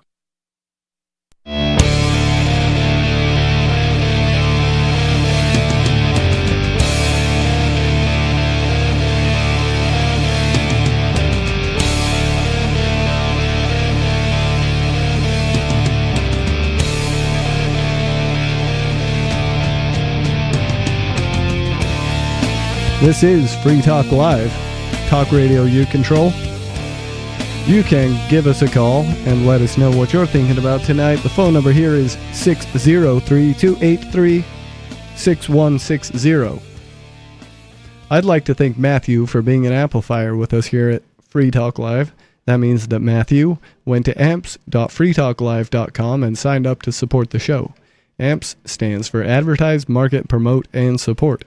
Thanks again to Matthew and everyone who supports us. Again, that's amps.freetalklive.com if you'd like to check out the perks and benefits of becoming an amplifier. We have been kind of all over the place tonight, but mostly on the subject of tax law. However, we have still one caller to get to on the lines, so we're going to go to the phones. I believe we have Jet, you're on Free Talk Live. What's on your mind? Are you there? Can you hear me now? Yes. Yep. Can you? Is that a yes? Yep. Yeah, we can hear you, Jet. Go ahead.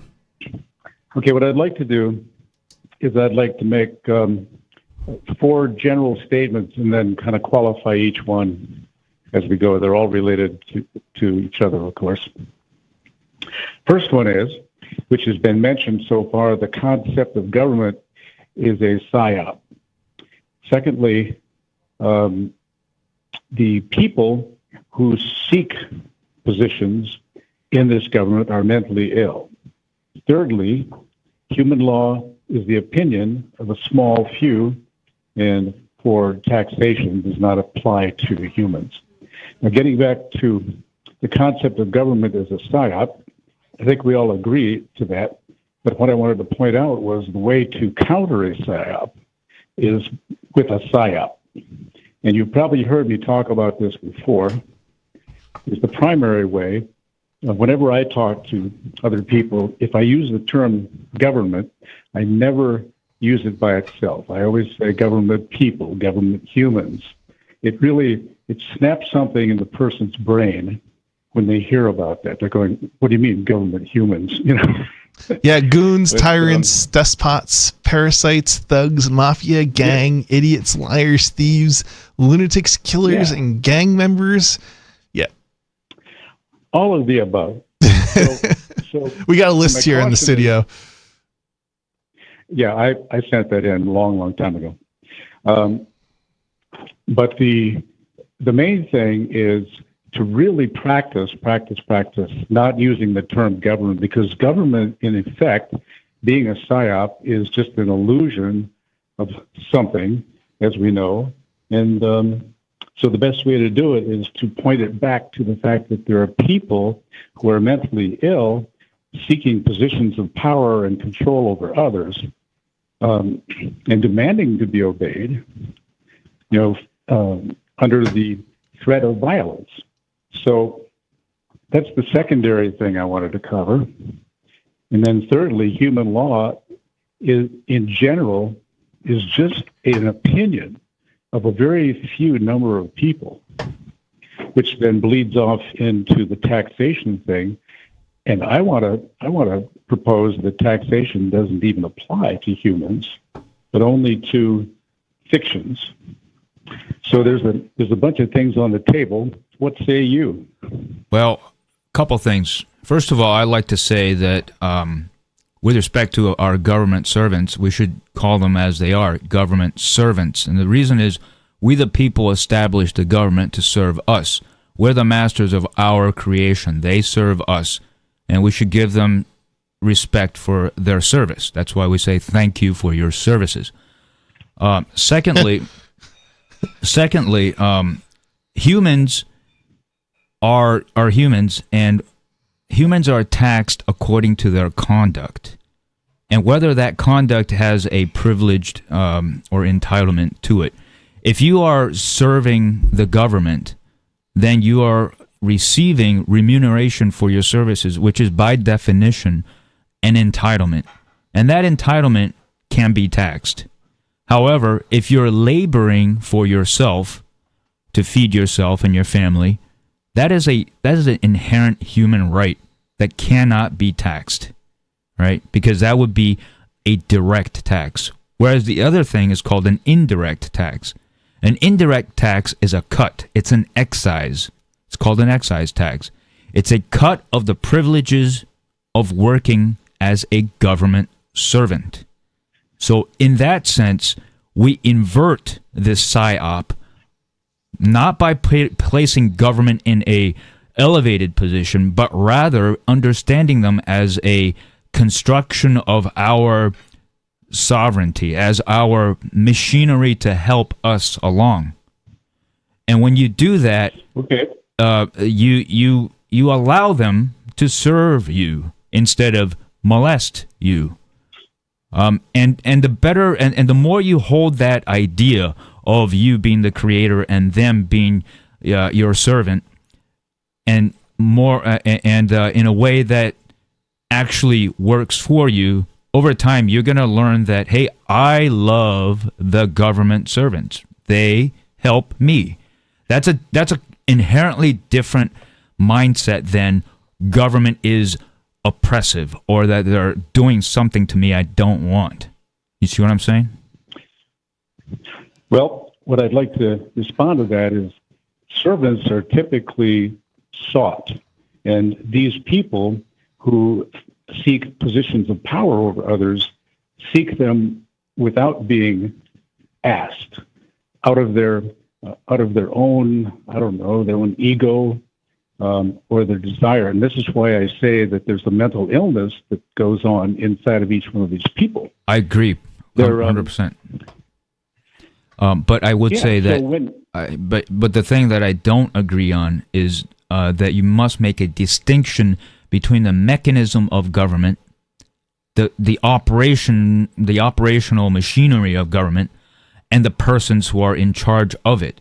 Now, that persons in charge of it are indeed, in many cases, insane. They're narcissistic. They're mentally ill. I agree with that. Maybe perhaps the way we can fix that is, instead of having elections, we do random picks of people to run certain things. I mean, that's been documented in some societies. For example, I believe the Amish actually have a system where their leadership is chosen randomly.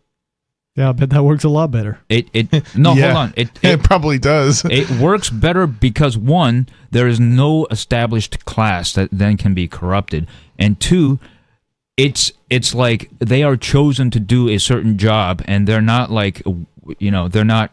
Yeah, it feels more like something you're doing for your community and not some privilege that you're taking. Right. So, I mean, I'm not going to go change the fundamentals of how our laws and elections are operates, but I think what you're saying is definitely a weak spot in our government, and what I'm proposing is perhaps a solution to ameliorate that weak point.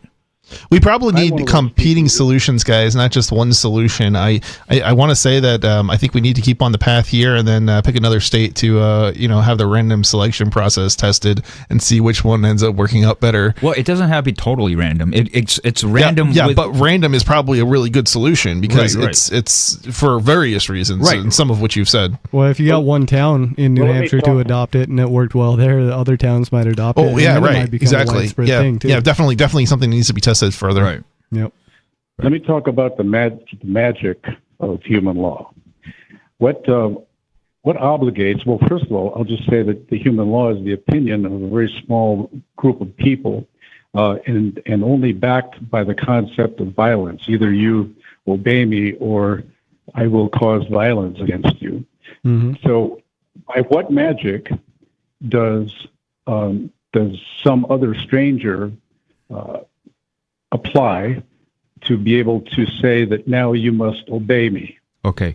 Through the magic, I can answer this one. This is through the magic of the word called authority, which means they are authoring the rules for you, and so basically they've usurped the natural order of things, right? In that law exists, whether you write it down or not. It's not right to kill your neighbor. Right. That's nature's rule. It's not my rule. It's not anybody's rule. And just because we wrote it down and all agreed on it doesn't mean that it wasn't already a rule. Right. And so, and by rule, I mean law. So that's what law is. And then when men go around writing things down and saying, see, this is the law, it quickly muddies the waters. So I think a point here that should be made is we have to distinguish rules, regulations, statutes, and laws. And they are all different things. Okay, rules and regulations are what administrative bodies of the government can create for itself.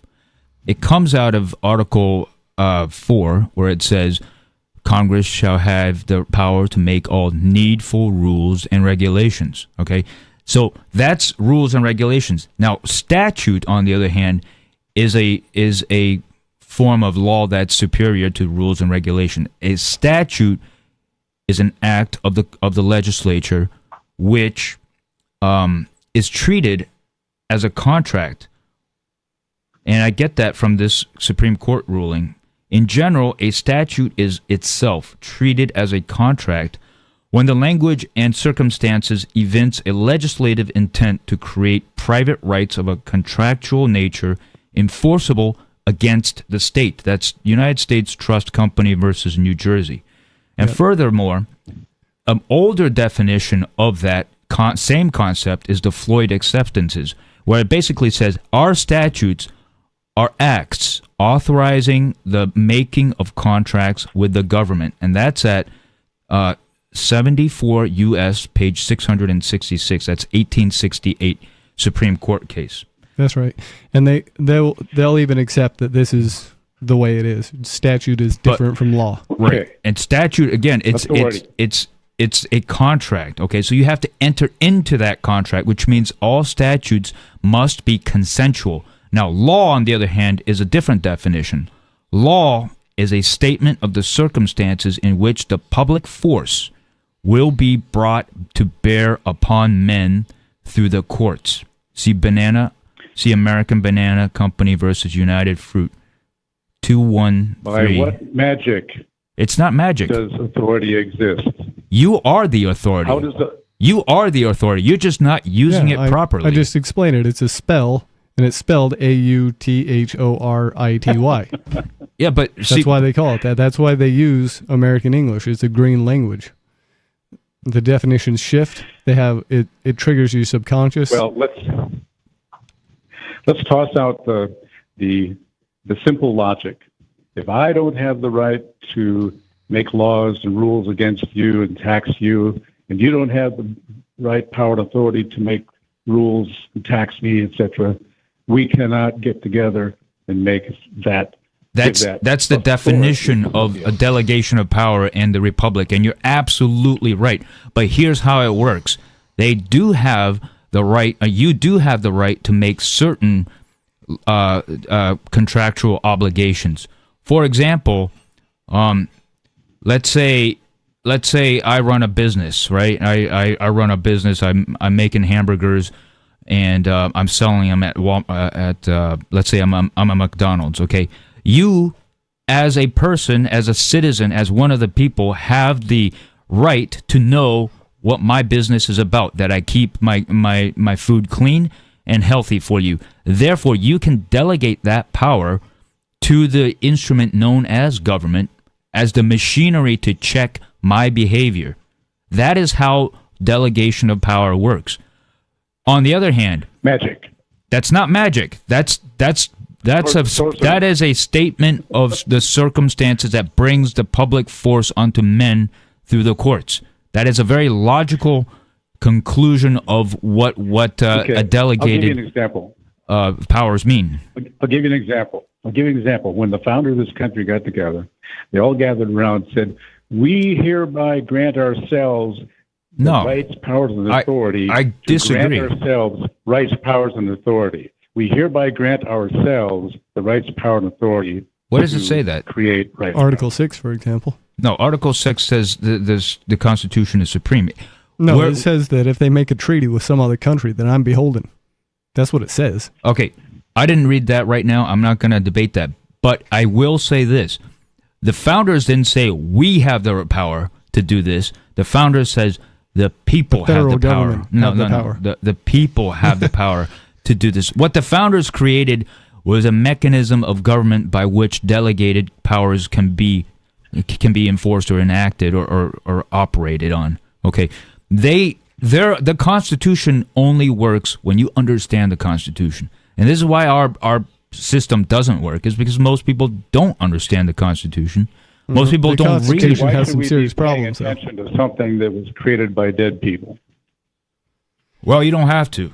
And if most people do, if other people do, and they believe that that you've violated some law, then they can have the power to bring the public force against you in a court of law. Basically synonymous with mob rule. That's not true, because the way it works is that you have a delegated power and authority directly from the people. If it worked properly, okay, then there'd be no question as to what's right and wrong.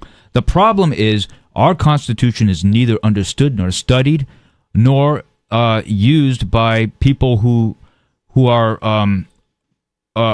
originally a Christian nation, right? The Constitution doesn't work. Most of those guys were theists. They were theists. They were believers of God. Okay, if you don't believe in the founding principles, in the way that they constructed the hierarchy of the universe, then it's not going to work for you. All right, that's why communism doesn't work, because it's a godless system. Mm-hmm. Okay, our Constitution has only worked to the extent that the people understood the meaning and the operation of the Constitution. But the moment that people stop obeying or understanding this fundamental operating system, then you're right. Then we descend into anarchy. We descend into violence, and we descend into hedonism. It's not a good thing, right?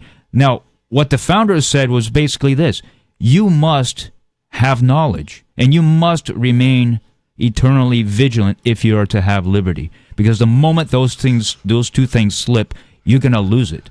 It's almost, though, like they pointed out exactly all the pressure points that you would attack if you wanted to degrade a society and turn it into basically what you have now. Yeah, it almost seems like they were setting up a game, and they knew the outcome before they started, if you ask me. Well, it's been attacked. My last question. Okay, go ahead. The question I ask people, because whenever I hear someone say, we live in a free country, I go, okay, tell me one activity that you can do and accomplish besides breathing that is not taxed, regulated, or outright banned. Soon to come breathing will be on that list as well. So every word that you used, taxed, regulated, those things are by administrative and executive branch functions of the government. They're not by the judicial branch, okay? So what that tells you, what that should tell you, is that those are not laws that you're dealing with. Those are called regulations. And when you conduct yourself in a manner that is subject to a regulation, what you're actually doing is a commercial activity or an entitlement of government. You are not participating in a private activity. You're participating in a public activity. Now, that doctrine is called the public rights doctrine. And what that doctrine does is it separates what courts are available for the adjudication of your conduct. And every word that you used shows me that you are operating in the administrative system, in an Article 2 system, not in a judicial system. No, I'm asking other people to justify how this was a free country. Well, I just did. I just did. You don't know that you're not free because you're not operating under the system of law. You're operating under the system of administration and regulation and executive powers. I mean, I know this is hard to explain right away, but first of all, you have to understand there are 4 branches of government. There's you. That's we the people. That's the first branch of government. And then there's the Article 1, 2, and 3 branches, right? You got the legislative, the executive, and the judicial.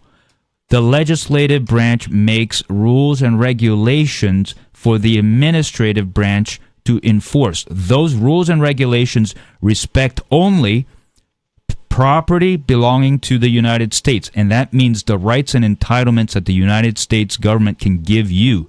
So if you exercise one of those properties, including the rights, then you are subject to those rules and regulations. On the other hand, if you act as a private person doing nothing else that requires government intervention or commercial activity, then under an Article 3 system of law, to be adjudicated in an Article 3 court of law, then you are truly free. In other words, let me give you this example. If you carry a firearm, you are subject to the law. However, if you bear arms, you're protected by the Constitution. This is a very important concept. Does that apply to felons? So, in my understanding of a felon or a felony, someone who has exited the jail, someone who has done his service, still has the right to defend his own life. And if that is the fundamental reason for the Second Amendment, then the Second Amendment still applies to the felon. However, no law says felons cannot bear arms. Every law says felons cannot possess or carry firearms. So, again, a felon who acts under the administrative rules and regulations of Article 2 is subject to not carrying a firearm, and that's illegal. But a felon who is acting on his own behalf for his own self-defense cannot be deprived of his life and liberty and his ability to defend himself under Article 3 system of law. I like That's kind of the way I see it too. However, I like what you're selling, but I'm not sure if I'd like to see this actually. Yeah, I'd like to see somebody win on this. Right? Okay, so I'll tell you what. I doubt it would ever happen once. No, you're wrong. It can happen. I don't know. Has it happened? He did win a case. It can happen. Well, sort of. It will not happen before a judge that is actually judging this, but it will happen, or it could happen in front of a jury. Because remember what I said about 4 branches of government? The first branch of government is we the people. Yeah. And in the jury, that's we the people. And if you can get 12 people to agree with you, you could win. Yeah, they kind of jack it up though, so those are about as far from your actual peers as possible. It's staged. The juries are staged. I'm sorry, but you're right. But you're absolutely right. But you got to be able to fight it, and by the way, it's not the jury; it's your jury. Because if you're a defendant, you should select your jury. Don't let your attorney select your jury, because then the jury knows nothing about you. Yeah. Okay? Well, I'll just wrap it up by saying that you can probably tell that I would like to support, defend, and otherwise agree with the form of government called "leave me aloneism." Yeah. Yep. Well, that's what the Constitution was based on. Where do I sign up? I mean, but people just don't see it that way anymore, unfortunately. That was supposed to be. I mean, it was supposed to be in the spirit of the government is there to protect the rights of the individual, and if it doesn't do that, it's time to alter or abolish. That's your right. It's your duty.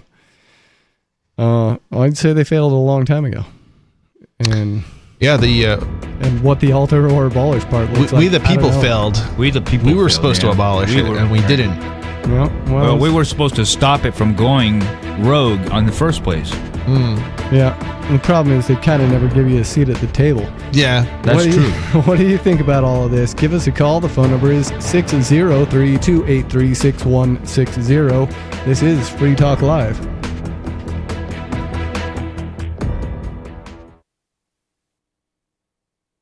This hour of Free Talk Live is brought to you by Dash Digital Cash. Dash is the cryptocurrency designed to be used for spending. In addition to being one of the world's first cryptocurrencies, Dash was the first crypto project to have a decentralized autonomous organization that to this day continues to improve and promote Dash. Every month, 10% of the mining rewards go into a treasury. Anyone with one Dash to spend can put forward a proposal to the Dash masternodes. The masternodes vet the proposals and decide which ones move forward and are funded by that treasury. Nowadays, DAOs are plentiful, but Dash paved the way by doing it first, nearly a decade ago. Dash is one of the oldest cryptocurrencies and is widely available on exchanges, including the decentralized Maya protocol, and in multi-crypto wallets. It's easy to get and use Dash. Start by learning more at dash.org. Thanks to the Dash DAO for sending us 32 Dash per month to promote Dash on the air. Visit dash.org to learn about Dash. Dash.org.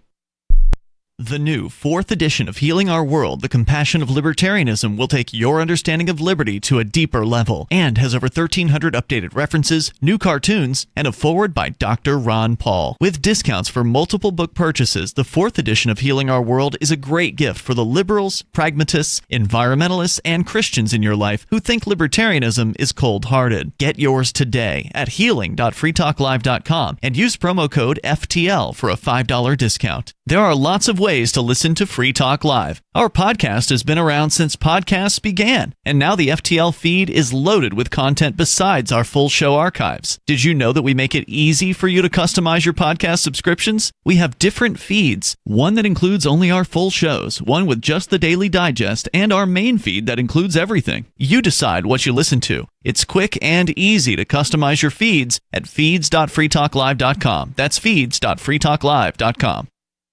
You're listening to the live edition of Free Talk Live. Hour number 3 is next after the news here on the Liberty Radio Network at LRN.FM. From Feature Story News in Washington, I'm Tony Waterman, and this is the Week in Review. The week started off with hopes that momentum to end the war in Ukraine was building after top U.S. and Ukrainian officials met in Geneva last weekend. On Monday, the Europeans got involved. A group of 30 nations, known as the Coalition of the Willing, held talks to discuss the deal and security guarantees for Ukraine in the event of a ceasefire with Russia. FSN's Stuart Smith filed this report from London. There's been confusion about the status of peace talks over the past few days as representatives of Russia, the United States and Ukraine tried to provide nuanced updates without jeopardizing ongoing talks. Ukraine and the United States appear to be close to a deal, also supported by the Europeans. It's been dubbed the 19-point peace plan, whittled down from an initial 28-point peace plan after talks in Geneva. That 28-point plan was cautiously welcomed by Russia and would have forced Ukraine to cede territory and limit its military, but the latest 19-point plan, while secret, reportedly does not, and has been spoken of positively by Ukrainian, American and European officials. That deal would need to be cemented by President Trump and President Zelensky in person, something Kiev hopes can happen before the end of the month, but that plan's contents may be unacceptable to Moscow. Russia on Friday confirmed that it had received the updated proposal, but reiterated demands for more Ukrainian territory. Russian President Vladimir Putin will meet with U.S. Special Envoy Steve Witkoff next week to discuss the deal. FSN's Daria Bundachuk reports from Moscow. President Putin reaffirmed that Moscow is willing to use the U.S. draft peace plan for Ukraine as a basis for future agreements. Putin criticized parts of the proposed framework as lacking a serious legal tone, suggesting more discussions are needed to work out precise details. One of the key issues of the talks is securing a guarantee of international recognition of any agreements reached. These would include Russia's sovereignty over Crimea and Donbass, something Ukraine has firmly opposed. The Russian leader also said that it is legally impossible to sign a deal with Kyiv, as Moscow views the current Ukrainian leadership as illegitimate, and warned Russian forces would continue their advance in the Donbass region if Kyiv refuses to accept his conditions for a ceasefire. Daria Bondarchuk, Moscow. On Wednesday, attention turned to Washington, D.C., where 2 National Guardsmen were ambushed and shot at point-blank range. 20-year-old Army Specialist Sarah Beckstrom died from her wounds, while 24-year-old Andrew Wolf is fighting for his life. The alleged gunman was identified as an Afghan national who came to the U.S. on a Biden-era visa in September of 2021 after the U.S. military withdrawal. Officials confirmed he had worked with the CIA in Afghanistan. In the wake of the shooting, the White House halted immigration applications for all Afghan nationals. We must now re-examine every single alien who has entered our country from Afghanistan under Biden. That re-examination has now been expanded to every green card holder from what's being called a country of concern. President Trump has also vowed to permanently pause all migration from what he calls third world countries and to denaturalize certain citizens as he uses the shooting to justify a ramping up of his immigration crackdown. Tragedy also struck Hong Kong this week. At least 128 people were killed and hundreds remain missing after a massive fire engulfed an apartment block that was under renovations. It's the city's deadliest fire in decades. FSN's Laura Westbrook was at the scene all week. There is black smoke that is continuing to pour off these buildings, and you can taste the smoke in the air. So this is very much an ongoing situation. This rescue operation is also ongoing as firefighters continue to bring this blaze under control. Hundreds of residents have been evacuated to some temporary shelters. Many of them are elderly. I did speak to one woman who was at a temporary shelter, and it is a very anxious time for them because this woman told me she is still very worried because she hasn't been able to make contact yet with a friend who lives in one of the buildings. And that was Feature Story News' Week in Review. Tony Waterman reporting. While waiting to interview for a web consultant position with local marketing firm Bizco, applicant Ryan Ehrlich told Onion reporters he wasn't entirely sure he was dynamic enough for his prospective employer. When I first saw that the agency was looking for a leader willing to contribute as a valued member of the team, I thought it was the perfect fit. But the more I think about it, the less I'm sure I'm actually an energetic self-starter. I mean, I think I'm a versatile independent thinker, but honestly, how do you even know for sure? Ehrlich, who found Bizco's online job posting earlier this week, went on to express doubts that he truly possesses the forward-thinking instincts and next-generation idea assets required to work with the fast-paced marketing firm's team of self-starters. Can I reimagine a brand for a digital landscape? Sure, but do I really have the energy, skills, enthusiasm, and passion to be a part of this dynamic, growth-oriented company? I just don't know. Oh God, who am I kidding? There's no way I'm on the cutting edge. This is the Onion News Network. You can help spread the ideas of liberty with our Patreon for just $5 per month at amps.freetalklive.com.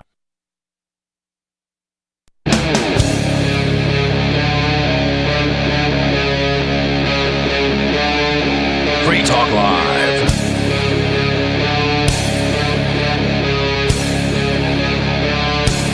This is Free Talk Live. It's talk radio you control. You can call and get your thoughts on the air with us tonight. The phone number is 603-283-6160. In the studio tonight, it's Stu. Bear Arms. And Mr. Penguin. We got a lot of callers tonight, and we've talked about a bunch of different things, mostly law definitions in our proper relationship to the entity that we refer to as government. It sounds like now that we've fleshed out things a little bit, there may be a slight nuance between the way you and I see things, Bear Arms. You say that the government is our servants, but it's really hard to see somebody as your servant when they bludgeon you over the head or break down your front doors. Isn't that kind of the humor in it, in that they're supposed to be our servants, but in reality we're more like their slaves? And it's supposed to be a system of law where it's there to keep us in line. But what how is it going to keep anyone in line when the first rule is we make up the rules as we go along? Well, you see, again, if people understood the law and people acted according to the law, they would be serving us, all right? And the way that our society has progressed, it's become basically an idiocracy, right? Now, I would agree. Yes, Wilhelm. There's a famous guy, Wilhelm von Goethe. He's a German philosopher. Yep. He said, there is nothing more fearful than ignorance in action. Okay. Now the government is a very well-oiled machine. It's actually quite elegant the way it's built. But the problem is the persons that run the machine don't know what they're doing. And instead of serving us, they abuse us. And they abuse us not because we're asking them to do so, but because we fail to object to certain things which are in their book and in their sphere of influence.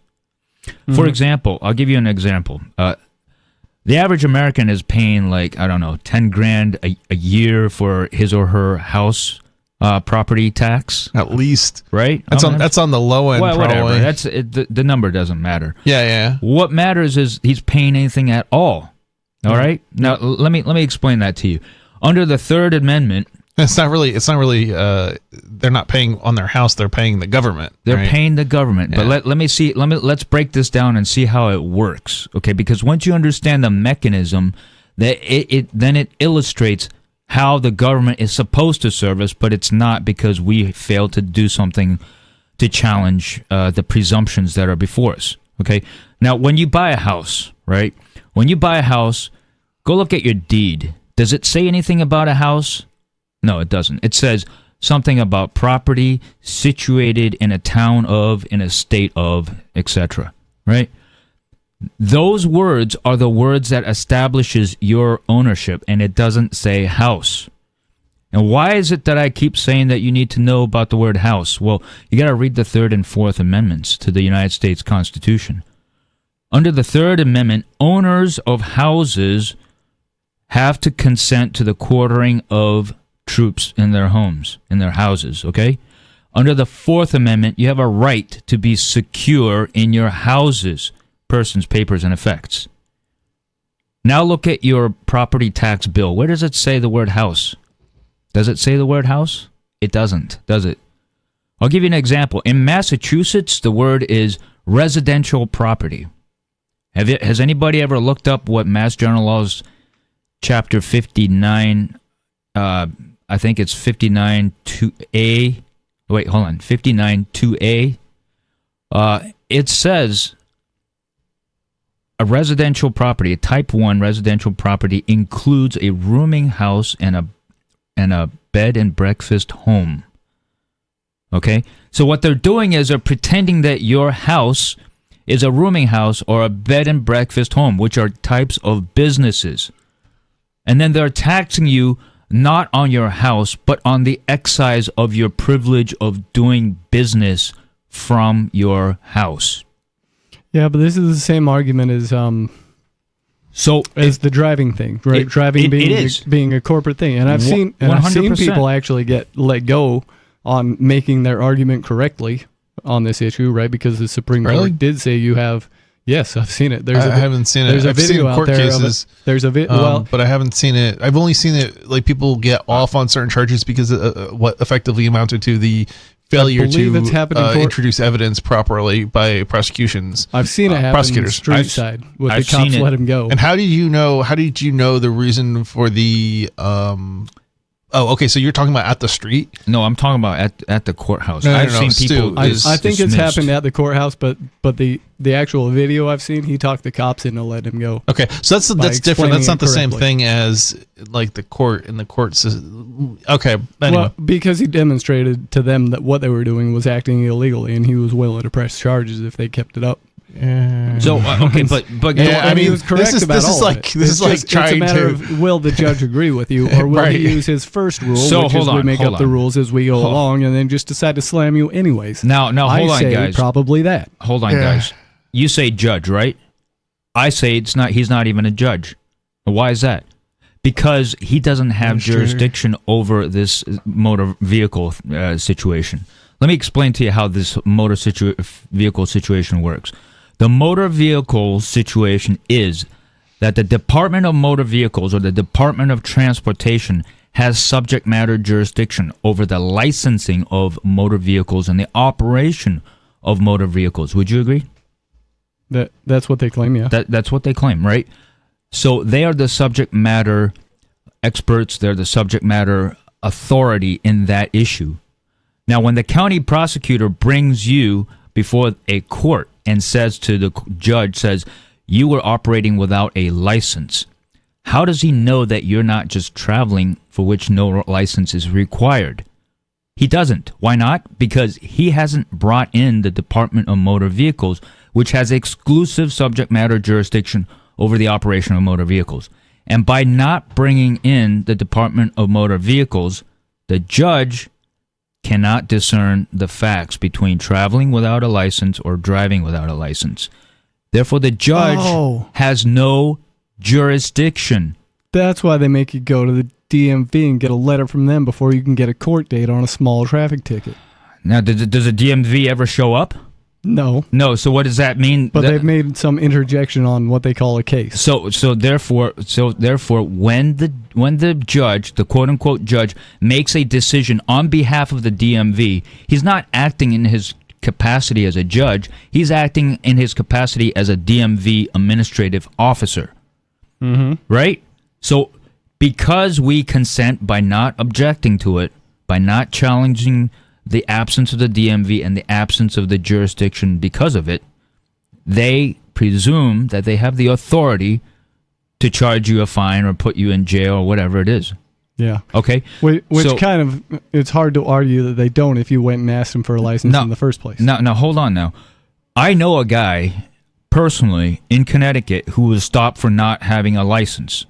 And he said... Like a license plate? No, a license to drive. And also he had expired plates and all that. Yes. So the whole 9 yards. Expired plates, no insurance, no registration, no license. He says, you know what? I want to take this to trial. He will not accept anything less. And at the end of it, guess what happened? The prosecutor decided to drop his case right before trial. And the reason is he understood that this guy knew what he was talking about, and he was not going to be able to convince the jurors, by the way, the jurors are we the people, that he's wrong and the prosecutor is right.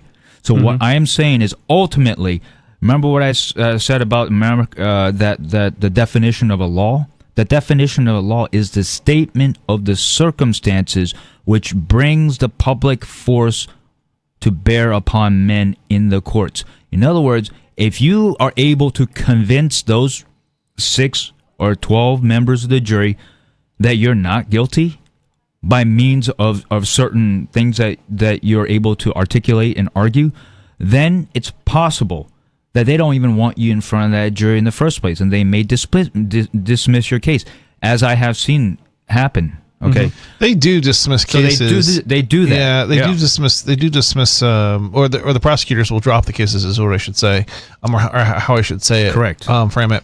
I do see this every once in a while. But at the same time, where this really becomes a problem is you might win there, right? And then what happens? The DMV restricts your privilege of driving in New Hampshire, and then you're under harassment from every single cop that you pass. So in New Hampshire they've got all of them. Administrative courts, and they've got also for driving, and they've also got like actual I don't know how to phrase it, but just the regular court system, right? And you can end up like losing your license through the administrative process or through the normal court system. So the normal court system would have jurisdiction if it was like reckless or if it involved an injured party or so forth. Because remember now, the regular court system is for the adjudication of private rights. And the administrative system is for the adjudication of entitlements from the state, in which case this is a licensing issue or a registration issue. So when there is no injured party, okay, that means you have what we like to commonly call a victimless crime.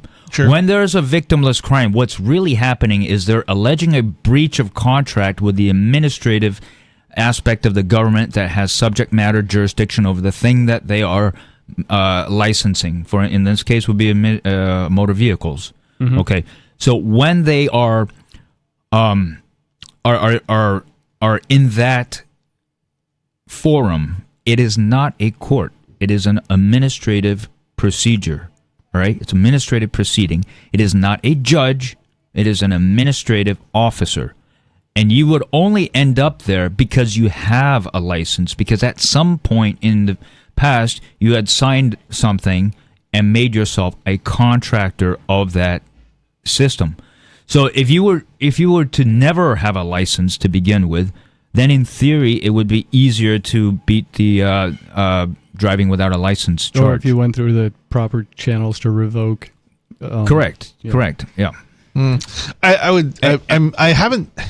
I'm not entirely sure. So I've seen some of this go down, but I haven't actually seen. I'm not confident that it's been successful. Is what it comes down to. I've seen it. So I've seen it go through this sort of what you're saying already. In certain cases, but it's. I need more information as far as what the story is after a couple of years, at least, of time to see what their reaction to some of these actions are that people have taken in our community. Okay, so because firsthand, and this is the thing, is like firsthand knowledge is sort of hard to get, and secondhand knowledge is also hard to get because in most cases, like, you can't get videos into courtrooms and things like that in a lot of places, and people often, when they do it, sort of through different means, they don't record even if they can. So yeah. Well, a couple things. First of all, a lot of the law that's in these courtrooms, quote unquote courtrooms, are on paper. So there's no really videotaping. You're not going to get their documents, right? So some of these documents, they have to be first posted online, and then people can make sense out of them. And then secondly, remember, guys, this situation it's an action of violence against the people. In essence, right? And in order to counter that, this is sort of like breaching Hitler's Atlantic Wall. You got to get one guy over the hill and break through the wires, and then the whole mess of people follow him. All right. So if you can get one out of every 10 people to like litigate the licensing thing as hard as they could, guess what? The whole system falls apart. I think you're making a very good point, and sometimes people miss is that it doesn't really matter what the law says, right? I mean, it does to some degree, but it doesn't matter in the sense that sometimes it's about the fight. It's not about whether you win or lose.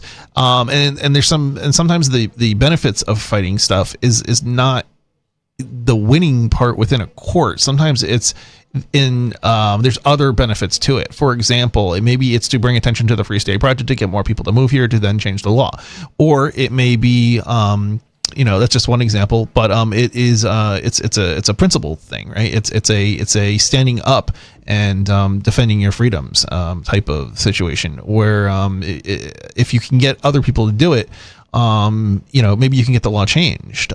So it's a sort of you're taking a moral high road sort of situation. Yeah.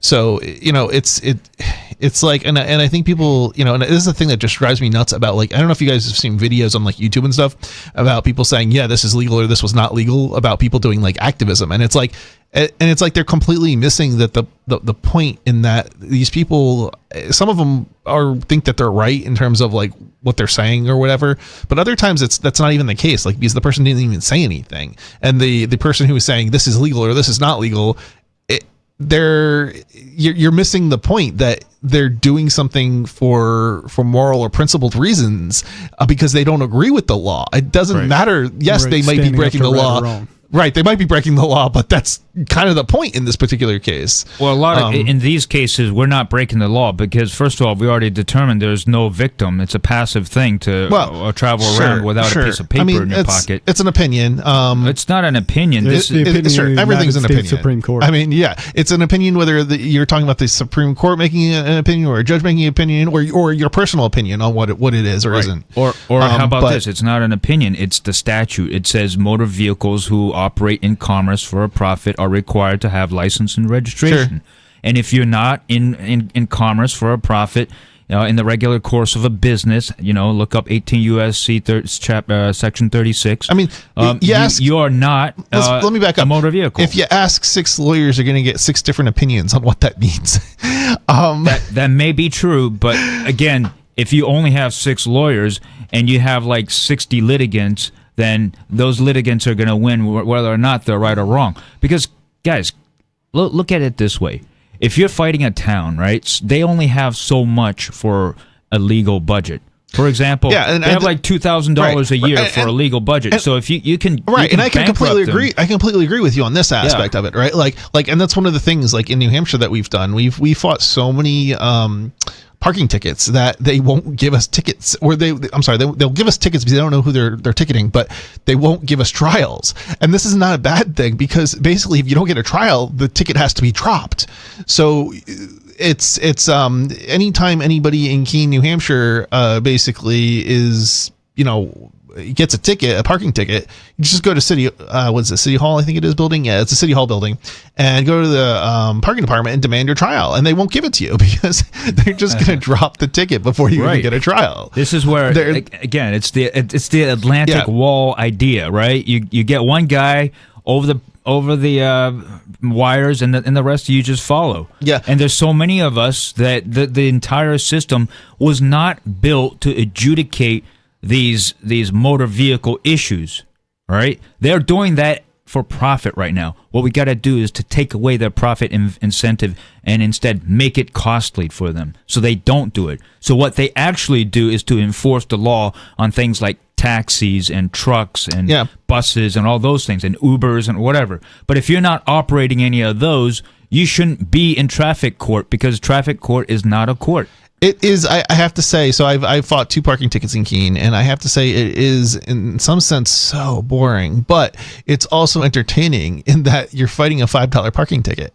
And it's like who on earth is going to show up to a courtroom to fight a $5 parking ticket? Yeah, I did it for a $42 ticket.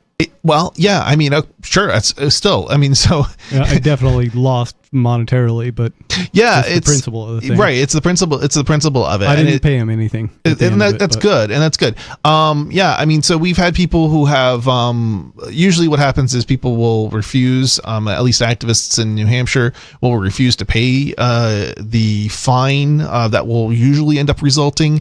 And what will happen is the judge, if you let the judge know that, they will end up basically saying, okay, we'll give you community service, and at least most of the activists here are willing to do the community service. We have had people in the past refuse they didn't refuse to do community service. They basically were willing to serve cage time, right? So a jail sentence. And it's a result of those activists that the judges now will say, okay, we'll accept your community service in place of in lieu of the fine. In lieu of the fine, right. Well, that's definitely an improvement. But again, the more people we get into litigating these things, the less they're able to actually attack the people. Yeah, sure. I mean, I think at some point, it probably wouldn't hurt to refuse to pay the fine. And, I mean, the thing is, like, you kind of got to take baby steps on things, but you need more people taking baby steps, right? And the more we work together at solving these problems through whatever means are available at our disposal, basically, the faster things will improve, I guess. Yeah. But if we imagine if we all were trying to do this alone and spread out throughout the United States, right? Right. We would not accomplish anything. But there are a lot of people doing the motor vehicle thing. I mean, there are a lot of people doing that. They are. Okay. But the biggest problem is that they're spread out. That's true. Here in New Hampshire, we've actually accomplished something because we've gotten a concentrated group of people of like minds together to do the same thing in basically a low population state. So it's we got 1.4 million people in New Hampshire roughly, and we moved about 20,000 people to New Hampshire, and it doesn't take a whole lot. With 20,000 people, man, we've already got about a fourth of the House in terms of Congress politicians, basically libertarians that are politicians in New Hampshire, and then we have about 20% of the 5 out of 24, I believe, of the Senate now too. So, and the 5 of the 24, the 20%, actually, we only achieved that in the last like 4 or 5 years, I think it is. So like in 4 or 5 years, we went from 0% to 20%. Imagine what's going to happen in the next decade. That's more than the tiebreaker that the Libertarians used to be in New Hampshire. That's a major block now. Yeah. I mean, like we don't have control of New Hampshire yet, even though the left tends to for whatever reason. The left in New Hampshire, it's not really a lot of left people here, but on the left, but they do love to say how we've taken over New Hampshire, and they've completely, it's so ridiculous. We have not taken over New Hampshire. You'll know when we take over New Hampshire because you won't have any government schools. You won't have, there's so many things we won't have, right? Oh, one could only hope. Right? like we won't have driver's licenses. We won't have vehicle registration. We have not taken over. You'll know it when we've taken over. We're getting there, but we haven't quite taken it over yet. But yeah, if you're a libertarian and you're not in New Hampshire, man, you need to get here as soon as possible because we're gonna do it, and we're gonna do it in the next probably 10 years, I think.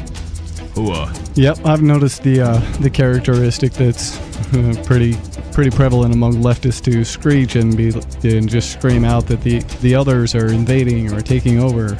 It's we're just preserving New Hampshire's foundation, liberty that's been here for a long time. This is Free Talk Live. On Free Talk Live, we're bringing people to the ideas of liberty every day. From wrestling superstars like Glenn Jacobs. You guys really are having an impact, I believe. Like I said, a lot of where I am now is due to listening to Free Talk Live. You changed my mind on some very important issues years ago. To random people tuning in on the radio. I was kind of stuck in the left-right paradigm. I heard your show by chance on a Saturday night. From there, I went on, joined the Free State Project, and become an amplifier. So, I mean, that's really the reason why I amp is because I know that if it wasn't for you guys being on as many stations as you are, I never would have found the ideas of liberty. You can help more people hear the message of liberty by joining Free Talk Live's AMPS program on Patreon for as little as $5 a month. And you'll get access to special perks. Visit amps.freetalklive.com, amps.freetalklive.com. From Feature Story News in London, I'm Simon Gaitan. The death toll has risen to at least 128 people from a deadly fire in a residential block undergoing renovations in Hong Kong. 3 people overseeing the renovations have been arrested for manslaughter as authorities investigate. Laura Westbrook reports from the scene.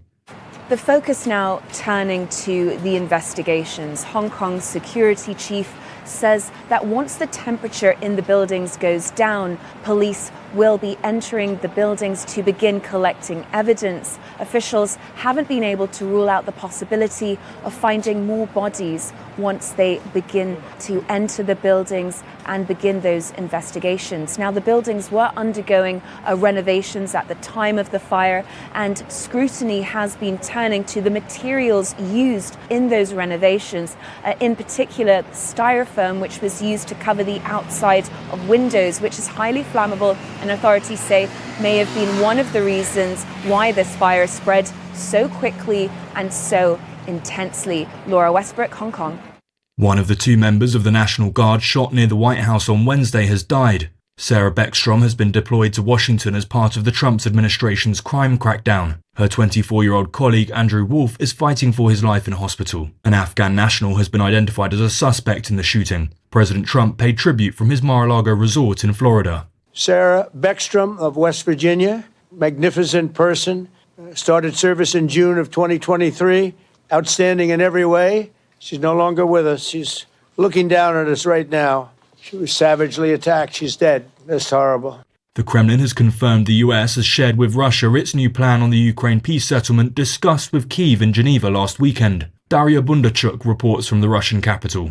The main parameters of the Ukraine peace plan agreed by Washington and Kyiv earlier this week in Geneva have been handed over to the Kremlin, the presidential press secretary said. President Putin confirmed he's expecting U.S. Special Envoy Steve Witkoff for discussions early next week in Moscow. Earlier, the U.S. President Donald Trump spoke of progress in negotiations with the parties to the conflict. The Kremlin earlier reiterated the key condition for a ceasefire, that its territorial gains in Ukraine be recognized by the international community. Daria Bondarchuk, Moscow. A newly formed cyclonic system over the southwest Bay of Bengal has intensified into Cyclone Ditwa and is moving towards India's southeast coast. Kshitij Nagar reports from New Delhi. Local authorities in the states of Tamil Nadu and Andhra Pradesh have begun moving residents from low-lying coastal regions, with evacuation efforts underway in parts of Nellore, Tirupati and Cuddalore. Schools have been shut across several districts and disaster response teams have been deployed ahead of the storm's arrival. Kshitij Nagar, New Delhi. From bureaus worldwide, this is FSN. Yep, we still do email. Drop your email address in the entry box at freetalklive.com and you'll be kept in the loop with Free Talk Live.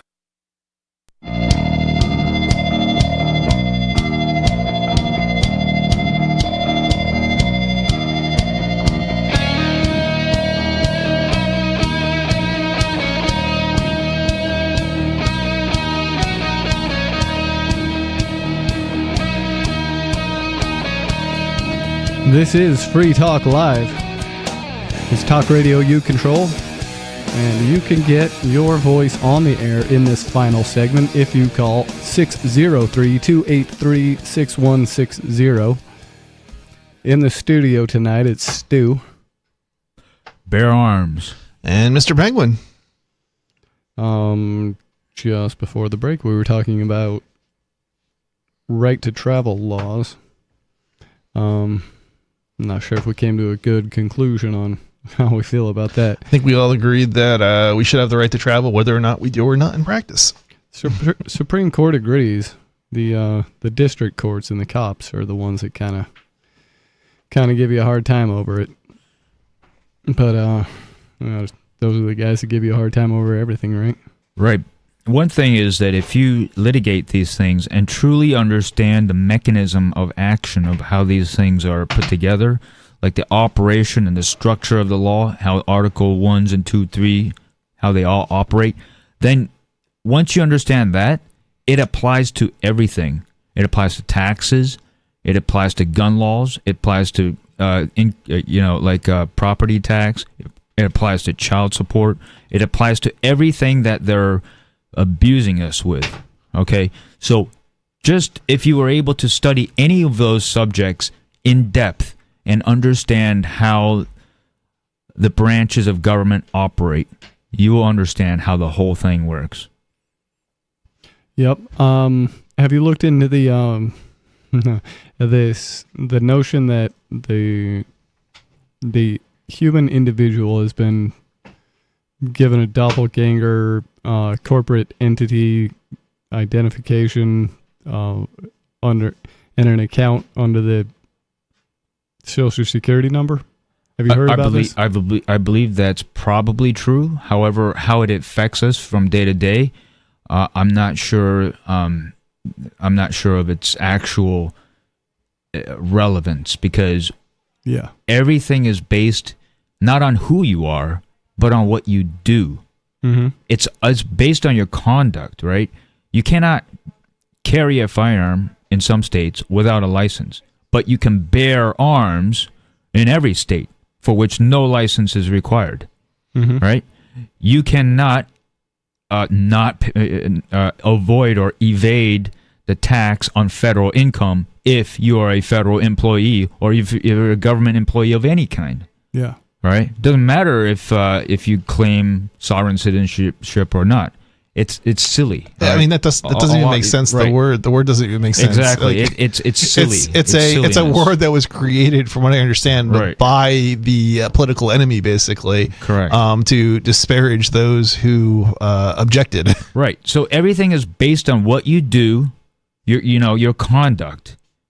Okay, so if you're not conducting yourself in a way that's regulable, in other words, you're not involved in commerce and you're not involved in an entitlement belonging to the United States or to the government, then you are not regulable.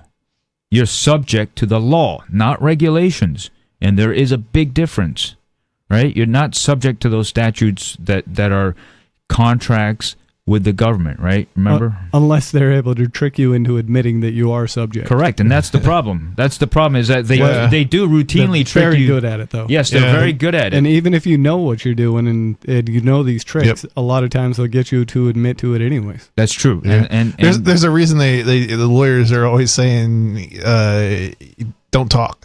Shut up. Right. Well, yeah, I don't use lawyers anymore. The lawyers that might be, but that's some pretty good advice from a lawyer. For as far as lawyers go, that's probably some of the best advice they give. Yeah.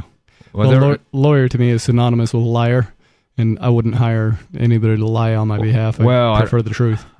Well, I wouldn't go that far. I wouldn't go. I mean, that the problem is that lawyers, yeah, sure, they're liars, but they're also you're going up against a bunch of liars, right? So if you want to fight a liar, other liars are kind of important. So you have to make the distinction between a lawyer and an attorney. An attorney is one who exercises agency over you, or exercises your agency on your behalf. A lawyer is merely one who knows the law.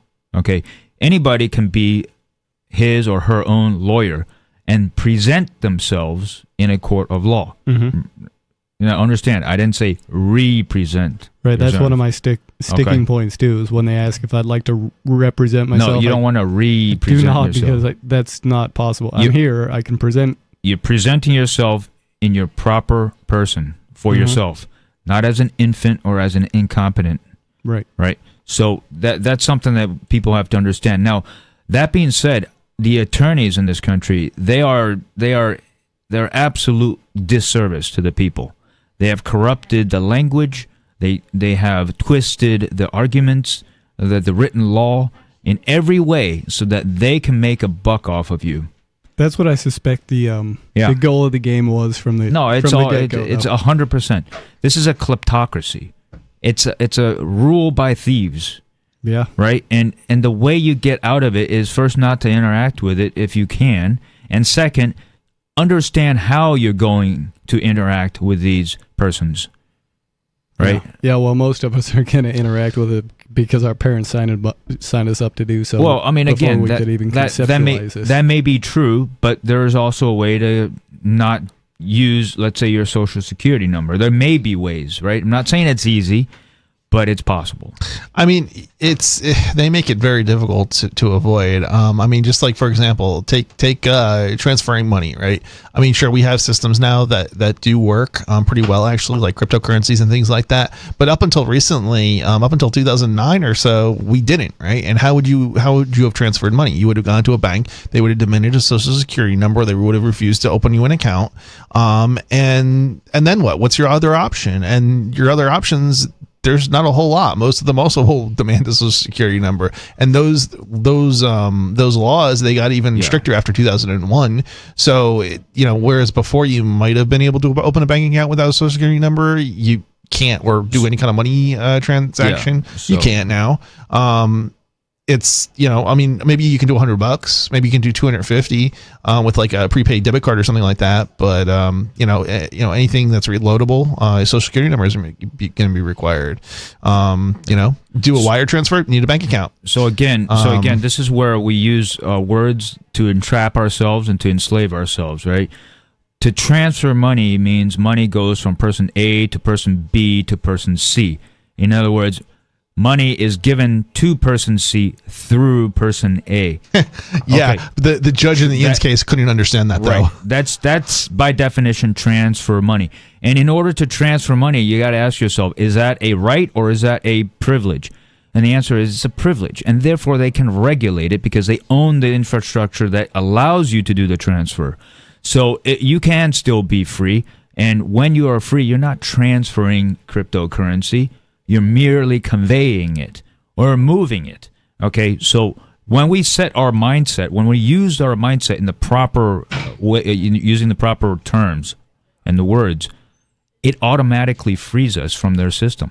But you got to understand what you're saying. You got to understand what you're using, right? And again, as I was talking about earlier in my book, Lawful Tax Avoidance. Read that book. Understand that there are words in the system that are designed to entrap you. And the only way you can really understand it is to know the dictionary. And what is the dictionary? The dictionary starts with the Constitution.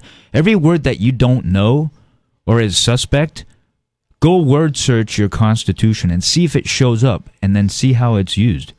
I'll give you another example. Who's responsible for defining those terms, though? Again, is that the Supreme Court? No. The Constitution. Within the laws. So the Supreme Court said this: every statute is to be read in the light of the Constitution, and every statute is to be written to be in harmony with the Constitution, both in its application and in how it's written. So what does that tell you? That tells you the Constitution is the beginning of the terms. In other words, the terms in the Constitution dominate the statutes. For example, the word house.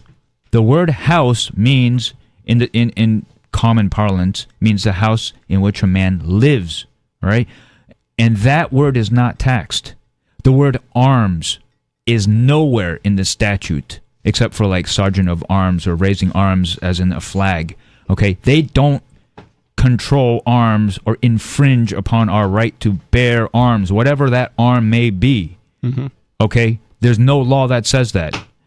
And similarly, all the words in the Constitution must be judiciously understood in the way that it's written. For example, a common word that people use is they say place. Let's go back to my place, right? Oh, let's go to a place so we can go eat or something, right? But if you look up the word place in your state constitution and word search it, you'll realize place means the places of sitting of judges in the legislature and voting. Places means government places under Article 1, Section 8, Clause 17. All right? Yep. This is why I have... This is why you got to understand. This is why you have to use your Constitution. This is more of a requirement than they can put on the average person. That's true, but that's because the average person doesn't know this. But if the average you have person... eighth graders in inner cities that can't do basic math. They can't add and subtract. That's a matter of their design. School, as you know, as a fellow libertarian, is basically mind control and to create and child abuse, yes. and child abuse, and it's also to create a system of hierarchical income levels, right? Like doctors and lawyers and so forth, so that they can spend their 20 years in school and then have no other option but to stay in that profession, which then is ultimately controlled by the government, right? So the whole thing with school is that you're either creating a class of mid-level managers that oppress others horizontally, or you're relegating the common people to stupidity. Yeah. That's the real reason for school. Yeah. Okay? I mean, we agree with that. So you're saying that people don't understand what I am saying. I'm saying the reason they don't understand that I'm saying is because government has brainwashed them over the past 150 years. And they've used all manner of trickery to confiscate their terms. Correct. And now it's the time in the day of in the age of the internet and information to kind of understand that. And again, read that book that I wrote, Lawful Tax Avoidance. Once you understand it, you will understand the mechanism by which you are being tricked. Yeah, it's I'm thinking about it from a different perspective, but even if you just read like the newspaper, the templates of the crimes and things, you'll notice often, more often than not, that it's like they'll report on some crime that somebody committed, and it's like you don't have any story here. There's no story really to it. There's no, like, fundamentally you don't really know what happened at the end, because it's the same story again and again and again, but without any context, because it's just the same template, just with somebody else's name filled in, which is propaganda. Basically, it creates propaganda. Well, who owns the propaganda machine? I mean, not me, not you, some other press releases from the government. The press releases is what it comes down to, and that all of that is based on printed money, right? It's a fake money, right? Conjured up from thin air. That's what really rules the planet. Is the illusion of wealth? Is the illusion of power? And at the end of the day, you are the source of all government power. It's your consent. And the way to withdraw your consent is first to understand how you were brought into it in the first place. Okay. I would agree with that. And I think you're right. And I think that's where the that's where the balance is that either people would decide that they have a responsibility and a duty to gain a working knowledge of this kind of stuff, or else the bad guys win. Or else they win, right? Not only do they win against the person who is ignorant, but the person who is ignorant ends up oppressing everybody else. That's right. Yep. And that's how the government works. Forgive me for not being so hopeful that people might actually decide that they need to understand this stuff because they're scared and they're comfortable, and even though they know there's external stimuli which is making their life absolutely miserable, they still are willing to go along with it because, one, they have no answer for what they do when they climb to the other side of that fence, and two, they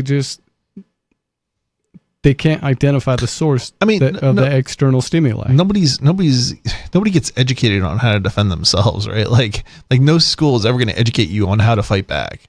Well, this is why we have this. Especially not mentally, right? They remove that. I mean, it's a very simple They lesson. want you to be scared. They want you to be unfamiliar with the processes so that you can't fight back. Right. And then, of course, even if you understand the processes, the system is rigged against you. So this is why I'm such a big fan of the Free State Project, and this is why I moved to New Hampshire, and I'm imagining that's why you guys moved to New Hampshire as well. Yes, sir. Not exactly in my case.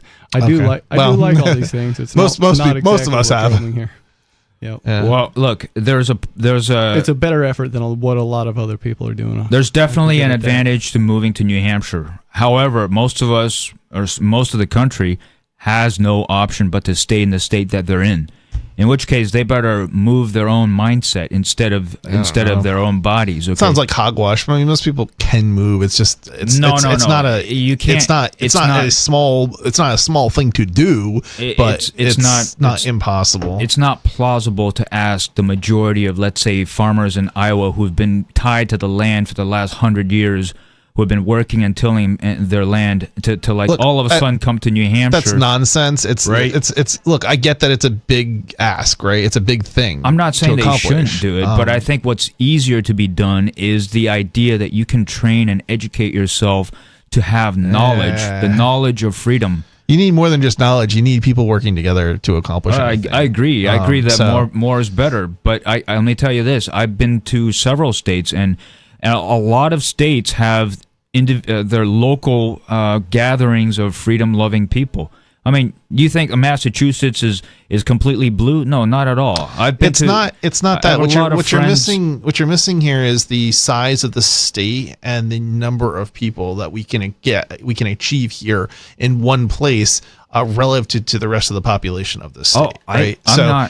Obviously, there's more libertarians outside of in New Jersey, let's say, or New York than there are in New Hampshire.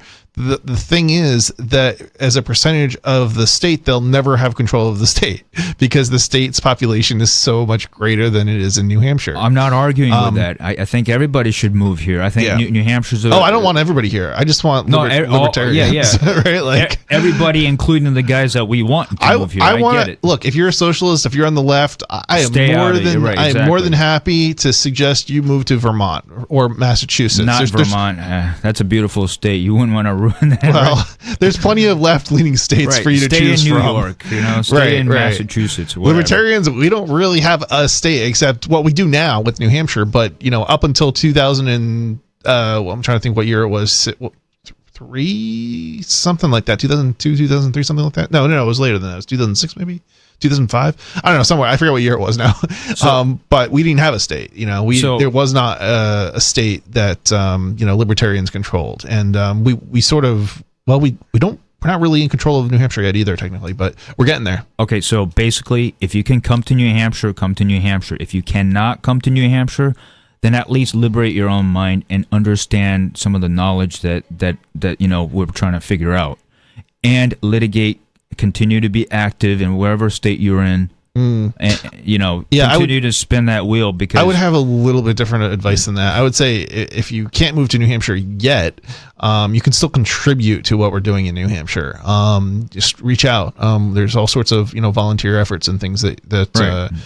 People can get involved in, like reviewing legislation, for example, there's things you can contribute to, or you can talk about, right? Like you can talk about New Hampshire and the Free State Project. Yeah. Maybe you're a media personality on YouTube or something like that. You might not be here yet, but maybe you can help promote it, and just help promote the ideas of liberty and the idea of the migration to achieve at least one bastion of freedom somewhere in the world.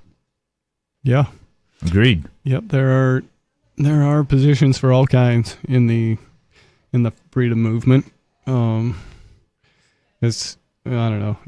It gets a little messy because it's made up of so many different types, but at the same time, it takes a lot of different kinds to make it happen. So. Oh yeah, definitely. Yeah, definitely. If you get here and you find a bunch of people that you just can't hang with, look around a little more. You'll find another subset that you probably like much better. Yeah. It's the funny thing about New Hampshire is there's so many libertarians here. It's like, if you don't like one group, well, you probably got another one you can hang out with, or whatever, or do different type of activism with, or there's just so many different things you can do. Yeah, and if you're truly a leave me alonist, doing your part to be left alone, but here in New Hampshire will benefit the rest of us, and oh my gosh, we will appreciate you. There's for it. Too many people who are just moving here and not doing anything, and it's like we could accomplish so much more if you move and you do something. And it's kind of funny because one of the Free State Project statement of intent is basically like, move here and do something, and it's like I think some people are not understanding the and do something part. They got the first part. Yeah, right. Like they got the first part right, but how about the second part, right? Yeah. But I mean, I don't want to say that people who move don't do anything, but sometimes it seems like that, just because like for example, certain activism is more obvious than other activism. So, if you're running for an office, it's going to be obvious. If you're on Free Talk Live, it's pretty obvious you're doing something. Mm-hmm. But not everybody's doing in your face activism or on the street activism. Some people are doing more behind the scenes activism, like just reviewing legislation. If somebody's reviewing legislation and we never see them, well, most of us wouldn't know. We wouldn't know it. Right. Yep. So. Yeah, and sometimes Robin Hooding still goes on, and it's just not on camera. You just pop a quarter and you just pay somebody's expired meter. And yeah, sure. I think we got as much out of that as we could, but there's every once in a while that does still happen, and it is certainly entertaining to watch it. Yeah. I'm surprised they didn't do away with the whole meter maze thing altogether, but. No, they kept it around. They're trying, man. It took them a decade, but they're finally putting in box, which is actually we've actually kind of made a problem even worse in some respects, probably, where you actually have to enter your license plate so you can't do the Robin Hooding. Oh yeah, like it's really apparent. It's really apparent they jumped through hoops to undermine the Robin Hooding. But it's funny because it's not been like a thing in a while, right? Like, so it's like you were too late. Like you're too late. Yeah. But yep, I think there are still a few of the coin operated ones on Maine. There are, which is good, but the best thing would be if they got rid of them altogether. But yeah. Yep. It definitely does make it harder to Robin Hood with those digital ones. Yeah, I don't even know how you would begin to do it. You'd have to somehow.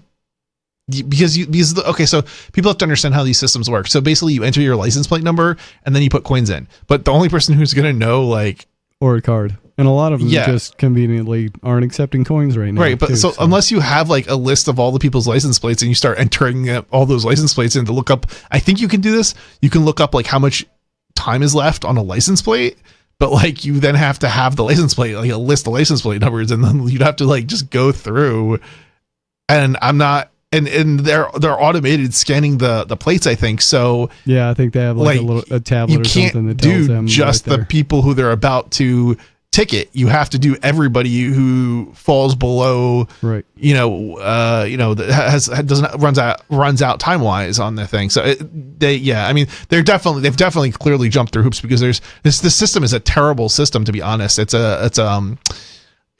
like a discriminatory type of a system where like people and people have to understand that like there's different types of discrimination. One type is like old people.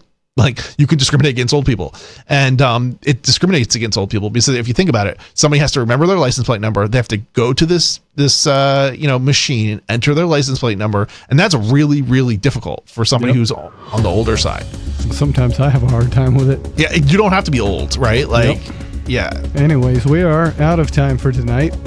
This has been a lot of fun. Thank you, Bear Arms and Mr. Penguin. We will be back next weekend, and you can call us then. Thanks for listening. This has been Free Talk Live.